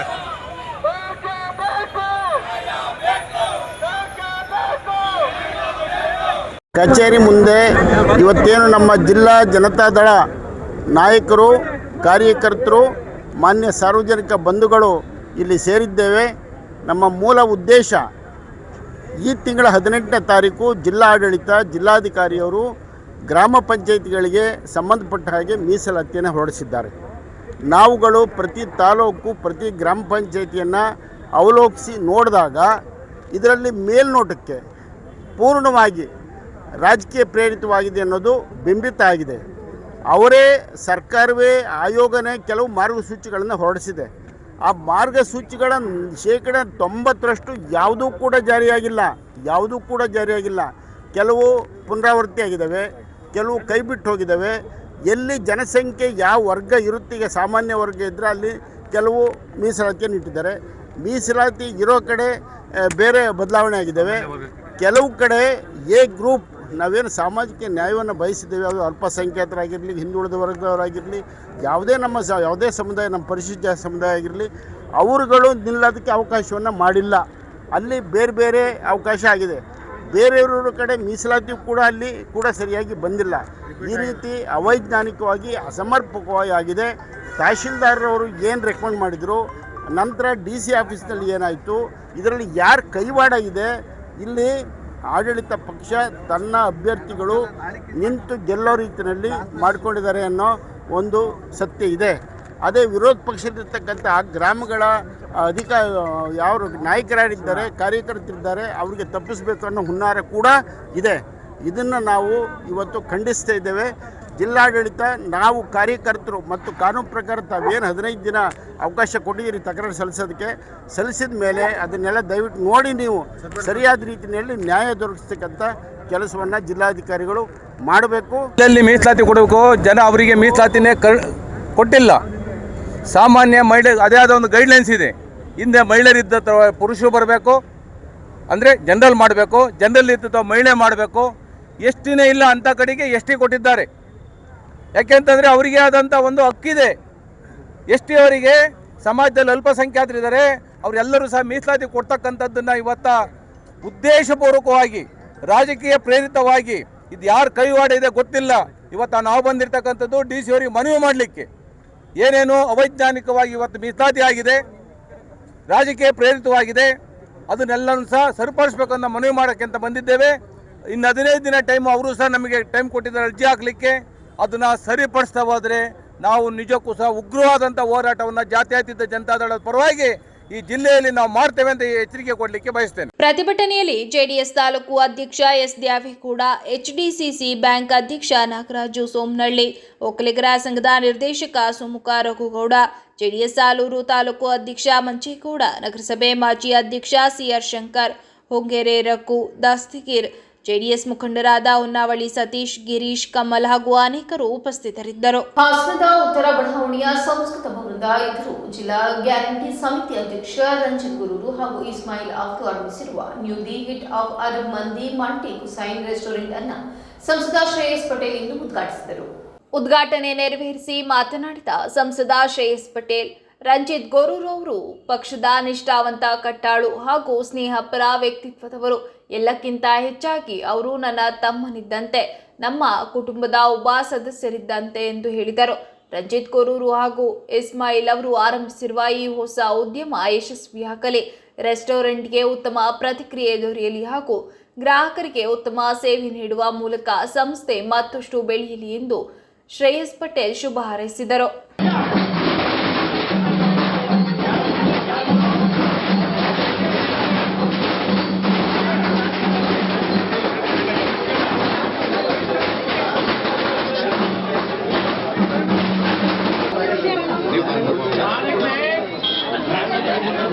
ನೂತನವಾದಂತಹ ಅರ್ಲಿಕಟ್ಟೆ ಸರ್ಕಲ್ ಬಳಿ ಈಶಾ ಫರಬ್ ಅಲ್ ಮಂದಿ ಅಂತ ಒಂದು ನೂತನವಾದಂತಹ ಒಂದು ರೆಸ್ಟೋರೆಂಟ್ ಓಪನ್ ಆಗಿದೆ. ನಮ್ಮ ರಂಜಿತ್ ಗುರು, ನನ್ನ ಸಹೋದರ, ಮತ್ತೆ ನಮ್ಮ ವಿಜಯ್ ಕುಮಾರ್ ಅವರು ಮತ್ತೆ ಇಸ್ಮಾಯಿಲ್ ಎಲ್ಲ ಸೇರಿ ಒಂದು ಅದ್ಭುತವಾದಂತಹ ಒಂದು ರುಚಿತ್ವದಂತಹ ಒಂದು ರೆಸ್ಟೋರೆಂಟ್ ಇವತ್ತು ನಾವೆಲ್ಲ ಸೇರಿ ಪ್ರಾರಂಭೋತ್ಸವಕ್ಕೆ ಕೊಟ್ಟಿದ್ದೀನಿ. ಸಮಸ್ತ ಹಾಸನ ಬಾಂಧವರಿಗೆ ಮನವಿ ಮಾಡ್ತೀನಿ, ಒಂದು ಬಾರಿ ಬಂದು ಅಲ್ ಮಂದಿ ಅಂತ ಏನದೊಂದು ಯುನೀಕ್ ಡಿಶ್, ಅದು ಅರಬ್ ಕಂಟ್ರೀಸ್ ಅಲ್ಲಿ ಮಾಡುವಂಥದ್ದು ಯುನೀಕ್ ಆಗಿ ಚೆನ್ನಾಗಿರುತ್ತೆ. ಅದರಲ್ಲಿ ವೆಜ್ ಸಿಗುತ್ತೆ, ನಾನ್ ವೆಜ್ ಸಿಗುತ್ತೆ, ತುಂಬಾ ಚೆನ್ನಾಗಿರುತ್ತೆ ಅದು. ಯಾಕಂದ್ರೆ ನಾನು ಹಲವಾರು ಕಡೆ ಟೇಸ್ಟ್ ಮಾಡಿದ್ದೀನಿ. ಹಾಗಾಗಿ ಒಮ್ಮೆ ಬಂದು ಭೇಟಿ ಕೊಡಿ, ಈ ಒಂದು ವಿನೂತನವಾದಂತಹ ಒಂದು ಡಿಶ್ ನ ಟ್ರೈ ಮಾಡಿ, ಪ್ರೋತ್ಸಾಹಿಸಿ. ಮತ್ತೆ ಅತ್ಯಂತ ಶುಚಿತ್ವವುಳ್ಳಂತಹ ಒಂದು ಹೋಟೆಲ್ ತುಂಬಾ ಚೆನ್ನಾಗಿದೆ, ತುಂಬಾ ಶುಚಿತ್ವವಾಗಿ ಮೇಂಟೈನ್ ಮಾಡಿದ್ದಾರೆ. ಇವತ್ತಿಂದ ಪ್ರಾರಂಭೋತ್ಸವ, ಒಂದು ಬಾರಿ ಬಂದು ವಿಸಿಟ್ ಮಾಡಿ, ಖಂಡಿತವಾಗಿಯೂ ಮತ್ತೆ ಮತ್ತೆ ನೀವೇ ಈ ಒಂದು ರೆಸ್ಟೋರೆಂಟ್ ಗೆ ಬರ್ತೀರಿ ಅಂತ ಭಾವಿಸ್ತೀನಿ. ಹಾಗಾಗಿ I wish you all the very best to the whole team.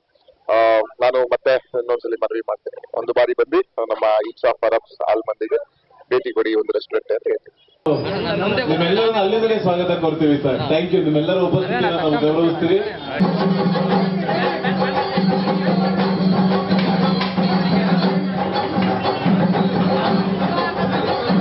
ಪ್ರಾರಂಭೋತ್ಸವಕ್ಕೆ ತುಂಬು ಹೃದಯದಿಂದ ಬಹಳ ಸಂತೋಷವಾಗಿ ಬಂದಿರುವ ತಮ್ಮ ಮಹನೀಯರ ಉಪಸ್ಥಿತಿಯನ್ನು ಗೌರವಿಸುತ್ತಾ ಈ ಹೋಟೆಲ್ನ ನಮ್ಮ ಸ್ನೇಹಿತರು ಆರಂಭ ಮಾಡಿದ್ದಾರೆ. ನೀವು the eats of Arabs all ಮಂಡಿ, ಇಂತಹ ಈ ಉದ್ಯಮ ಯಶಸ್ಸನ್ನು ಕಾಣಲಿ. ನಮ್ಮ ರಾಜು ಗುರೂರು, ನಮ್ಮ ರಾಜಣ್ಣ 25 ವರ್ಷಗಳ ಹಿಂದೆ ನಮ್ಮನ್ನು ಸಾಹಿತ್ಯ ಪರಿಷತ್ ಅಧ್ಯಕ್ಷ ಸ್ಥಾನಕ್ಕೆ ತಂದು ಕೂರಿಸೋದು ರಾಜಣ್ಣ. ಅವತ್ತವರು ಹೋರಾಟ ಮಾಡಿ ನಮ್ಮನ್ನು ತಂದಿದ್ದಕ್ಕೆ ಇವತ್ತು ಇಲ್ಲಿ ವೇದಿಕೆ ಮೇಲೆ ಮಾತಾಡ್ತಾ ಇದ್ದೀವಿ. ಅವರ ರಾಜಣ್ಣ ನಾನು ಎಲ್ಲ ಸಂದರ್ಭಗಳಲ್ಲೂ ಅವ್ರನ್ನ ಸ್ಮರಿಸ್ಕೊಳ್ತೀನಿ.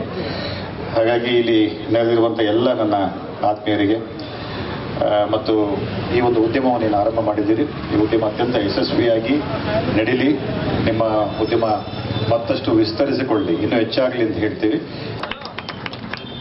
ಹಾಗೆಯೇ ಇದೇ ಸಂದರ್ಭದಲ್ಲಿ ಇವರು ಸಹ ಕಾರ್ಯನಿರತ ಪತ್ರಕರ್ತರ ಸಂಘದ ಮಾಜಿ ಅಧ್ಯಕ್ಷರು. ಓಕೆ, ಹಾಗೆಯೇ ಪ್ಲೀಸ್. ಗುರು ಮತ್ತು ಭಕ್ತರ ನಡುವಿನ ಸಂಬಂಧ ಅತ್ಯಂತ ಪವಿತ್ರವಾದುದು. ಈ ಸಂಬಂಧವು ಹಾಲು ಮತ್ತು ಸಕ್ಕರೆಯಂತೆ ಒಂದಕ್ಕೊಂದು ಬೆರೆತು ಮಧುರತೆಯನ್ನು ಪಸರಿಸುವಂತಿರಬೇಕು. ಹಾಲಿನಲ್ಲಿ ಸಕ್ಕರೆ ಬೆರೆತಾಗ ಅದರ ಸಿಹಿ ಹಾಲಿನ ಪ್ರತಿಯೊಂದು ಭಾಗದಲ್ಲೂ ಹರಡುವಂತೆ ಗುರುಗಳ ಮಾರ್ಗದರ್ಶನ ಮತ್ತು ಭಕ್ತರ ನಿಷ್ಠೆ ಒಂದಾದಾಗ ಸಮಾಜದಲ್ಲಿ ಉತ್ತಮ ಸಂಸ್ಕಾರ, ಸದಾಚಾರ ಹಾಗೂ ಧಾರ್ಮಿಕ ಮೌಲ್ಯಗಳು ಬೆಳೆಯಲು ಸಾಧ್ಯವಾಗುತ್ತದೆ ಎಂದು ಹಾಸನದ ಶ್ರೀ ಆದಿಚುಂಚನಗಿರಿ ಮಠದ ಶ್ರೀ ಶಂಭುನಾಥ ಸ್ವಾಮೀಜಿ ತಿಳಿಸಿದರು. ನಗರದ ಸಂಗಮೇಶ್ವರ ಬಡಾವಣೆಯಲ್ಲಿರುವ ಶ್ರೀ ಜವನಹಳ್ಳಿ ಮಠದಲ್ಲಿ ಆಯೋಜಿಸಲಾಗಿದ್ದ ತ್ರಿಮೂರ್ತಿ ಗದ್ದುಗೆ ಸ್ಮರಣೋತ್ಸವ ಸಮಾರಂಭದಲ್ಲಿ ಸಾನ್ನಿಧ್ಯ ವಹಿಸಿ ಆಶೀರ್ವಚನ ನೀಡಿದ ಅವರು, ಭಾರತೀಯ ಸಂಸ್ಕೃತಿಯಲ್ಲಿ ಗುರು ಶಿಷ್ಯ ಪರಂಪರೆಗೆ ವಿಶಿಷ್ಟ ಸ್ಥಾನವಿದೆ. ಗುರುಗಳು ಕೇವಲ ಧಾರ್ಮಿಕ ಬೋಧನೆ ಮಾಡುವವರಲ್ಲ, ಸಮಾಜವನ್ನು ಸರಿಯಾದ ದಾರಿಯಲ್ಲಿ ಮುನ್ನಡೆಸುವ ಮಾರ್ಗದರ್ಶಕರು ಮತ್ತು ಸಂಸ್ಕಾರದ ದೀಪ ಬೆಳಗಿಸುವ ಶಕ್ತಿಯಾಗಿದ್ದಾರೆ ಎಂದರು. ಗುರು ಮತ್ತು ಭಕ್ತರ ನಡುವೆ ಪರಸ್ಪರ ವಿಶ್ವಾಸ, ಗೌರವ ಹಾಗೂ ಆತ್ಮೀಯತೆ ಇರಬೇಕು ಎಂದರು. ಉಳ್ಳಂತಹ ಹರಗುರುಗಳನ್ನ ಸ್ಮರಣೆ ಮಾಡುವಂಥ ಇವತ್ತು ಪುಣ್ಯಾರಾಧನೆ ಕಾರ್ಯಕ್ರಮ ಇದಾಗಿದೆ. ಮಠ ಮತ್ತು ಭಕ್ತರ ಮಧ್ಯೆ ಏನಿರಬೇಕು ಅಂತ ಅಂದರೆ ಅವಿನಾಭಾವ ಸಂಬಂಧಗಳಿರಬೇಕು. ಎಲ್ಲರೂ ಕೂಡ ಮಠ ಬಗ್ಗೆ ಹೇಳಿದ್ರು. ಇಂದಿನ ಯಾರಾದರೂ ಒಬ್ಬ ಮನೆ ಮಠ ಕಳ್ಕೊಂಡ ಅಂತೇಳಿ ಯಾರಾದರೂ ಮನೆ ಬಿಟ್ಟು ಒಂದು ವಾರ ಎಲ್ಲರೂ ಆಚೆ ತಿರುಗಾಡ್ತೀರ ನಮ್ಮ ಗುರುಗಳು ಹೇಳೋರು, ಜಗದ್ಗುರುಗಳು ಒಂದು ಫೋಟೋ ತೆಗೆದು ಬನ್ನಿ. ಅವ್ರೇನಂತ ಹೇಳೋರು ಅಂತಂದರೆ, ನಿನಗೆ ಮನೆ ಮಠ ಇಲ್ವಾ ಅಂತೇಳಿ ಮನೆ ಜೊತೆ ಮಠನೂ ಸೇರಿಸಿ ಬೈಯೋರು. ಯಾರೋ ಬುದ್ಧಿ ಹೇಳಿಲ್ಲ ಅಂದರೆ ಅದಕ್ಕೆ ಹೇಳ್ತಾರೆ, ವಿದ್ಯಾ ಕಲಿಸದ ತಂದೆ ಬುದ್ಧಿ ಹೇಳದ ಗುರು, ಬಿದ್ದಿರಲು ಬಂದ ನೋಡದ ತಾಯಿ ಶುದ್ಧ ವೈರಿಗಳು ಸರ್ವಜ್ಞ ಅಂತೇಳಿ. ಅಂದರೆ ವಿದ್ಯೆ ನಮಗೆ ಮಕ್ಕಳಿಗೆ ಜನ್ಮ ಕೊಟ್ಟ ಮೇಲೆ ತಂದೆ ವಿದ್ಯೆ ಕಲಿಸ್ಬೇಕು, ನಮ್ಮ ಗುರುಗಳಾದ್ಮೇಲೆ ಬುದ್ಧಿ ಹೇಳಬೇಕು. ಬಿದ್ದಿರಲು ಅಂತಂದರೆ ಬಿದ್ದಾಗ ಮೇಲೆತ್ತು ತಾಯಲ್ಲ. ನಾವು ನಡೆ, ವಿನಯ, ಭಕ್ತಿ, ಶ್ರದ್ಧೆಯಲ್ಲಿ ಏನಾದರೂ ನಾವು ಬಿದ್ದರೆ ಮೇಲ್ಕೆತ್ತುವಂತಹ ಕಾಯಕಗಳನ್ನ ತಾಯಿ ಮಾಡಬೇಕು. ಈ 3 ಜನಗಳು ಭಾಳ ಜವಾಬ್ದಾರಿ. ಅದಕ್ಕೆ ಹೇಳ್ತಾರೆ, ತಂದೆಗೂ ಗುರುವಿಗೂ ಒಂದು ಅಂತರ ಉಂಟು. ತಂದೆ ತೋರುವನು ಸದ್ಗುರುವ ಗುರುರಾಯ ಬಂಧನವ ಕಳೆವ ಸರ್ವಜ್ಞ ಅಂತೇಳಿ. ಗುರು ಮನುಷ್ಯನಿಗೆ ಬಹಳ ಮುಖ್ಯ. ತಂದೆ ತಾಯಿಗಳ ಜನ್ಮವನ್ನು ಕೊಟ್ಟ ಮೇಲೆ ಕೊನೆಯವರೆಗೂ ಕರ್ಕೊಂಡೋಗೋನು ಯಾರಾದರೂ ಇದೆ, ಗುರುಗಳು ಮಾತ್ರ. ಈಗ ಸ್ವಾಮಿಗಳು, ಜಮೇಳಿ ಸ್ವಾಮಿಗಳು ಹೇಳಿದ್ರು, ನಾವು ಹೇಗೆಲ್ಲ ಭಕ್ತರನ್ನ ಜೊತೆಯಲ್ಲಿದ್ದೀವಿ. ಅವ್ರು ಮಾತಾಡಬೇಕಾದ್ರೆ ಹೇಳಿದ್ರು, ಯಾರೋ ಭಕ್ತರು ಒಂದಷ್ಟು ವಸೂಲಿ ಮಾಡಿಕೊಡ್ತಾರೆ, ಕಲೆಕ್ಷನ್ ಮಾಡಿಕೊಡ್ತಾರೆ ಅಂತೇಳಿ. ನಾವೆಲ್ಲ ಭಿಕ್ಷೆ ಮಾಡಿಕೊಡ್ಬೇಕು. ಇದು ವಸೂಲಿ ಮಾಡೋದಾಗಲಿ ಕಲೆಕ್ಷನ್ ಮಾಡೋ ಕಾರ್ಯಕ್ರಮ ಅಲ್ಲ. ಅಲ್ಲಿ ಶಿವರಾತ್ರಿ ನಡೀತಾ ಇರಬೇಕಾದ್ರೆ ಒಂದು ಅಜ್ಜಿ ಬಂದು ಏನಂತ ಇಲ್ಲಿ ಗಂಟು ಕಟ್ಕೊಂಡಿದ್ದಕ್ಕೆ ಏನಂತಾರೆಲ್ಲ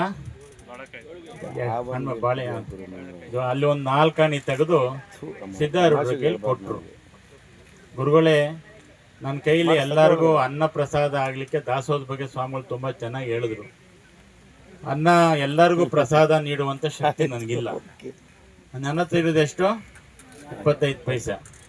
ಈ 25 ಪೈಸೆ ನೀವು ಬಂದು ಶಿವರಾತ್ರಿ ಬಂದ ಜನಕ್ಕೆಲ್ಲ ಊಟ ಆಗಬೇಕು, ಎಲ್ಲರೂ ತೃಪ್ತಿ ಆಗಬೇಕು, ನನಗೆ ಗೊತ್ತಿಲ್ಲ ಅಂತ ಸಿದ್ಧಾರೂಢರು 4 ಆಣಿ ಇಟ್ಕೊಂಡು ನೋಡಿದ್ರು, 25 ಪೈಸೆ. ಅವಾಗ ಅಷ್ಟು ಬೆಲೆ ಇತ್ತು ಅದಕ್ಕೆ. ಆಮೇಲೆ ಸ್ವಲ್ಪ ದಿವ್ಯ ದೃಷ್ಟಿಯಿಂದ ನೋಡಿದ್ರು, ಹೋದ ಪೂರ್ವ ಜನ್ಮದಲ್ಲಿ ಆ ಅಜ್ಜಿ ಭಾಳಷ್ಟು ಶಿಗೆನೂ ಓಡಿಸ್ತಿರ್ಲಿಲ್ಲ, ಅಷ್ಟು ಜೋಪನತೆ ಇತ್ತು. ಕೊನೆಗೆ ಸಿದ್ಧಾರೂಢ ಕೊಡುವಂಥ ಮನಸ್ಸಿದೆ, ಭಗವಂತ ಏನು ಕೊಟ್ಟಿದ್ದಾನೆ?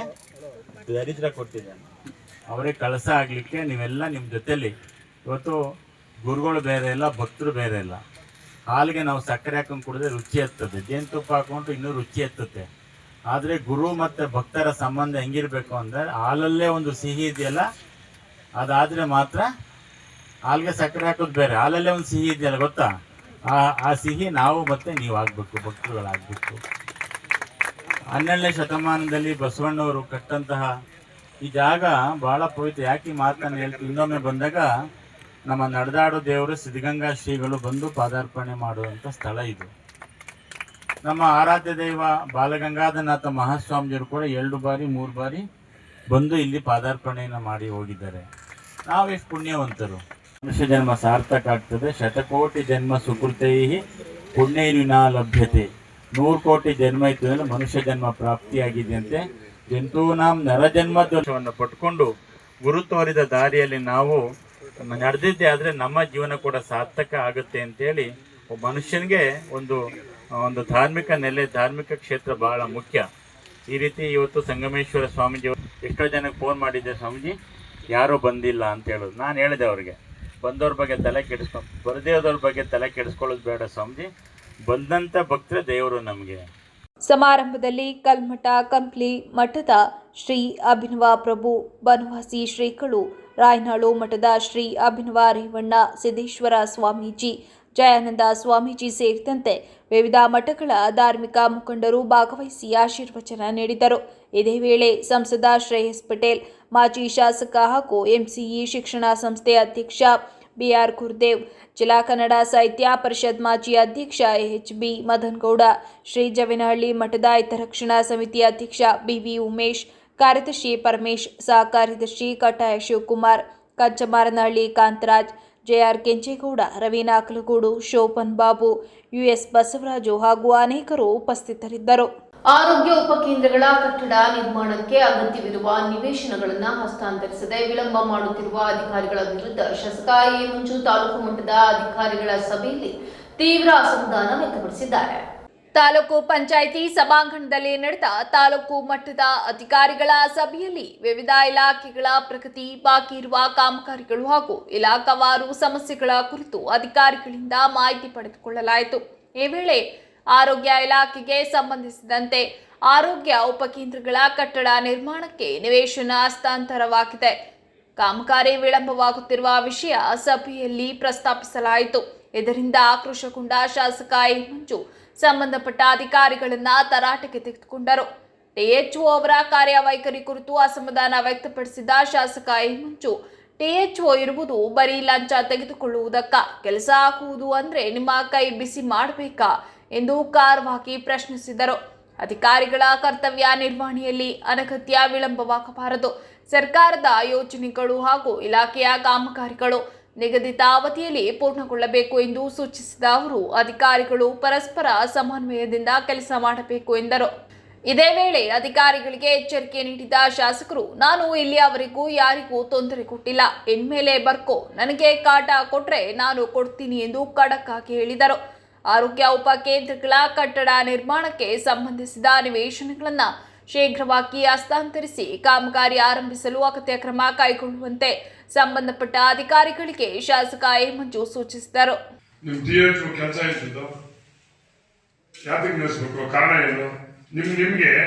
ಬಿಲ್ಡಿಂಗ್ ಕಟ್ಬೇಡಿ ಹೇಳಕ್ಕೆ ನಿಮ್ಗೆ ಅಧಿಕಾರ ಏನಿದೆ ಅದು ಕೊಡು ನೋಡೋಣ.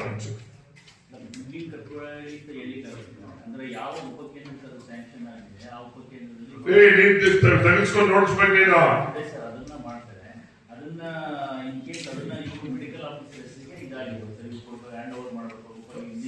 ಅದನ್ನೆಲ್ಲಾನು ಮಾಡಿರ್ತೀವಪ್ಪ, ಅದೇನು ನಮ್ಮ ಹೆಸರು ಮಾಡ್ಕೊಳಕ್ಕಾಗಲ್ಲ, ಡಾಕ್ಟರ್ಸ್ಗೆ ಮಾಡಿರ್ತಾರೆ ಅಪ್ಪ.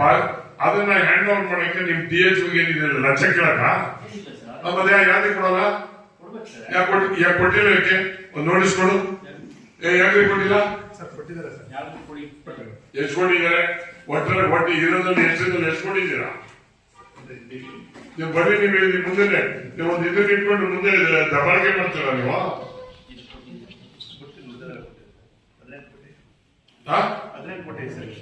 ಮಿಕ್ಲರ್ ಕೊಟ್ಟಿಲ್ಲ? ಬಂದು ನೋಡಿಲ್ವಾ ನಿಮ್ಗೆ? ನಿಮ್ ಕೈ ಬಿಸಿ ಮಾಡ್ಬೇಕೇನಪ್ಪ? ಯಾರು ಜಾನಪತ್ರ? ಹೌದು, ಜಾನಪತ್ರ ಯಾರು ಮಾಡಿಸ್ಕೋಬೇಕು? ದನ ಕಂತೀಯ ನೀನು? ನಿನ್ ಜವಾಬ್ದಾರಿ ಮಾಡಿಸ್ಕೋಬೇಕಂತ. ಯಾವಾಗ ರೈತ ಕೊಡ್ತೀನಿ ಅಂತ ಬಂದ್ರೆ ಮಾಡಿಸ್ಕೋಬೇಕಂತ ಯಾರು? ಏನಾಗಿದೆ ಉದ್ರಪಟ್ಟಣದಲ್ಲಿ? ಏನಪ್ಪ ಏನಾಗಿದೆ? ಪ್ರೈವೇಟ್ ಲ್ಯಾಂಡ್ ಕೊಡ್ತೀನಿ ಅಂತ ಮುಂದಕ್ಕೆ ಬಂದಿಲ್ವಾ?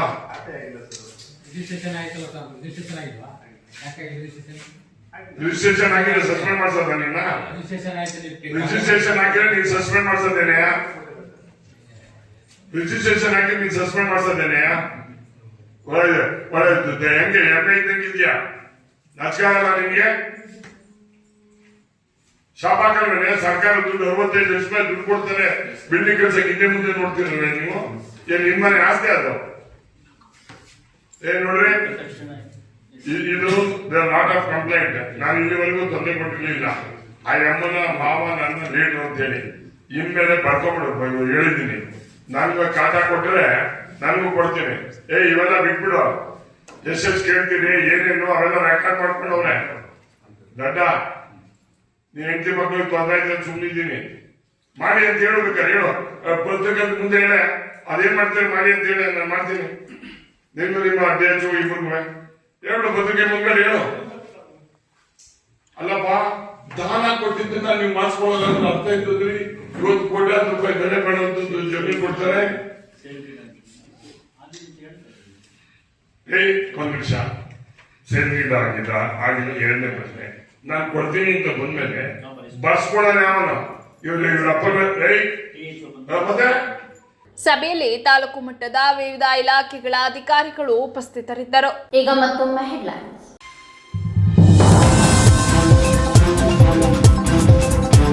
ನನ್ನನ್ನ ಮಾನಸಿಕವಾಗಿ ದುರ್ಬಲಗೊಳಿಸಲು ಸಾಧ್ಯವಿಲ್ಲ. ರೇವಣ್ಣ ಆರೋಪಕ್ಕೆ ಡಿಸಿ ಲತಾಕುಮಾರಿ ಖಡಕ್ ತಿರುಗೇಟು. ಅಧಿಕಾರಿಗಳ ತಪ್ಪನ್ನ ಕಾನೂನುಬದ್ಧವಾಗಿ ಪ್ರಶ್ನಿಸಬಹುದು, ಆದರೆ ವೈಯಕ್ತಿಕವಾಗಿ ಅವಮಾನಿಸುವುದು ಸರಿಯಲ್ಲ ಎಂದ ಡಿಸಿ. ನಾನು ಯಾರನ್ನ ಕೇಳಿಕೊಂಡು ಈ ಸ್ಥಾನಕ್ಕೆ ಬಂದಿಲ್ಲ ಎಂದು ಸ್ಪಷ್ಟನೆ. ಗ್ರಾಮ ಪಂಚಾಯಿತಿ ಮೀಸಲಾತಿ ವಿವಾದ ಮತ್ತಷ್ಟು ತೀವ್ರ. ಆರ್ಟಿಐ ದಾಖಲೆ ಕೈಯಲ್ಲಿ ಹಿಡಿದು ಪ್ರಶ್ನೆಗಳ ಸುರಿಮಳೆ. ಜನರ ನೋವಿಗೆ ಧ್ವನಿಯಾಗುವುದೇ ನನ್ನ ಕೆಲಸ. ಡಿಸಿ ವಿರುದ್ಧ ಎಚ್ಡಿ ರೇವಣ್ಣ ವಾಗ್ದಾಳಿ.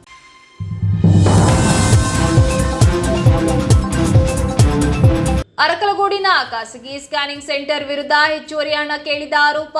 ಹಣ ಪಾವತಿ ಸಂದೇಶ ತೋರಿಸಿದರೂ ಮತ್ತೆ ನಗದು ಪಾವತಿಸುವಂತೆ ಒತ್ತಾಯ ಮಾಡಲಾಗಿದೆ ಎಂಬ ದೂರು. ಹಣ ಪಾವತಿಸಿದ ಬಳಿಕವೂ ಸ್ಕ್ಯಾನಿಂಗ್ ತಪಾಸಣೆ ವಿಳಂಬ ಮಾಡಲಾಗಿದೆ ಎಂಬ ಆರೋಪ.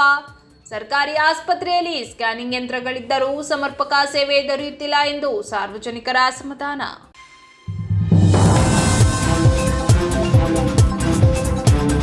ಇದಿಷ್ಟು ಇವರೆಗಿನ ಪ್ರಮುಖ ಸುದ್ದಿಗಳು. ಸಮಗ್ರ ಸುದ್ದಿಗಳಿಗಾಗಿ ನೋಡ್ತಾ ಇರಿ ಪಬ್ಲಿಕ್ ಎಕ್ಸ್‌ಪ್ರೆಸ್ ಕನ್ನಡ. ಪಯಣ ನಿಮ್ಮೊಂದಿಗೆ.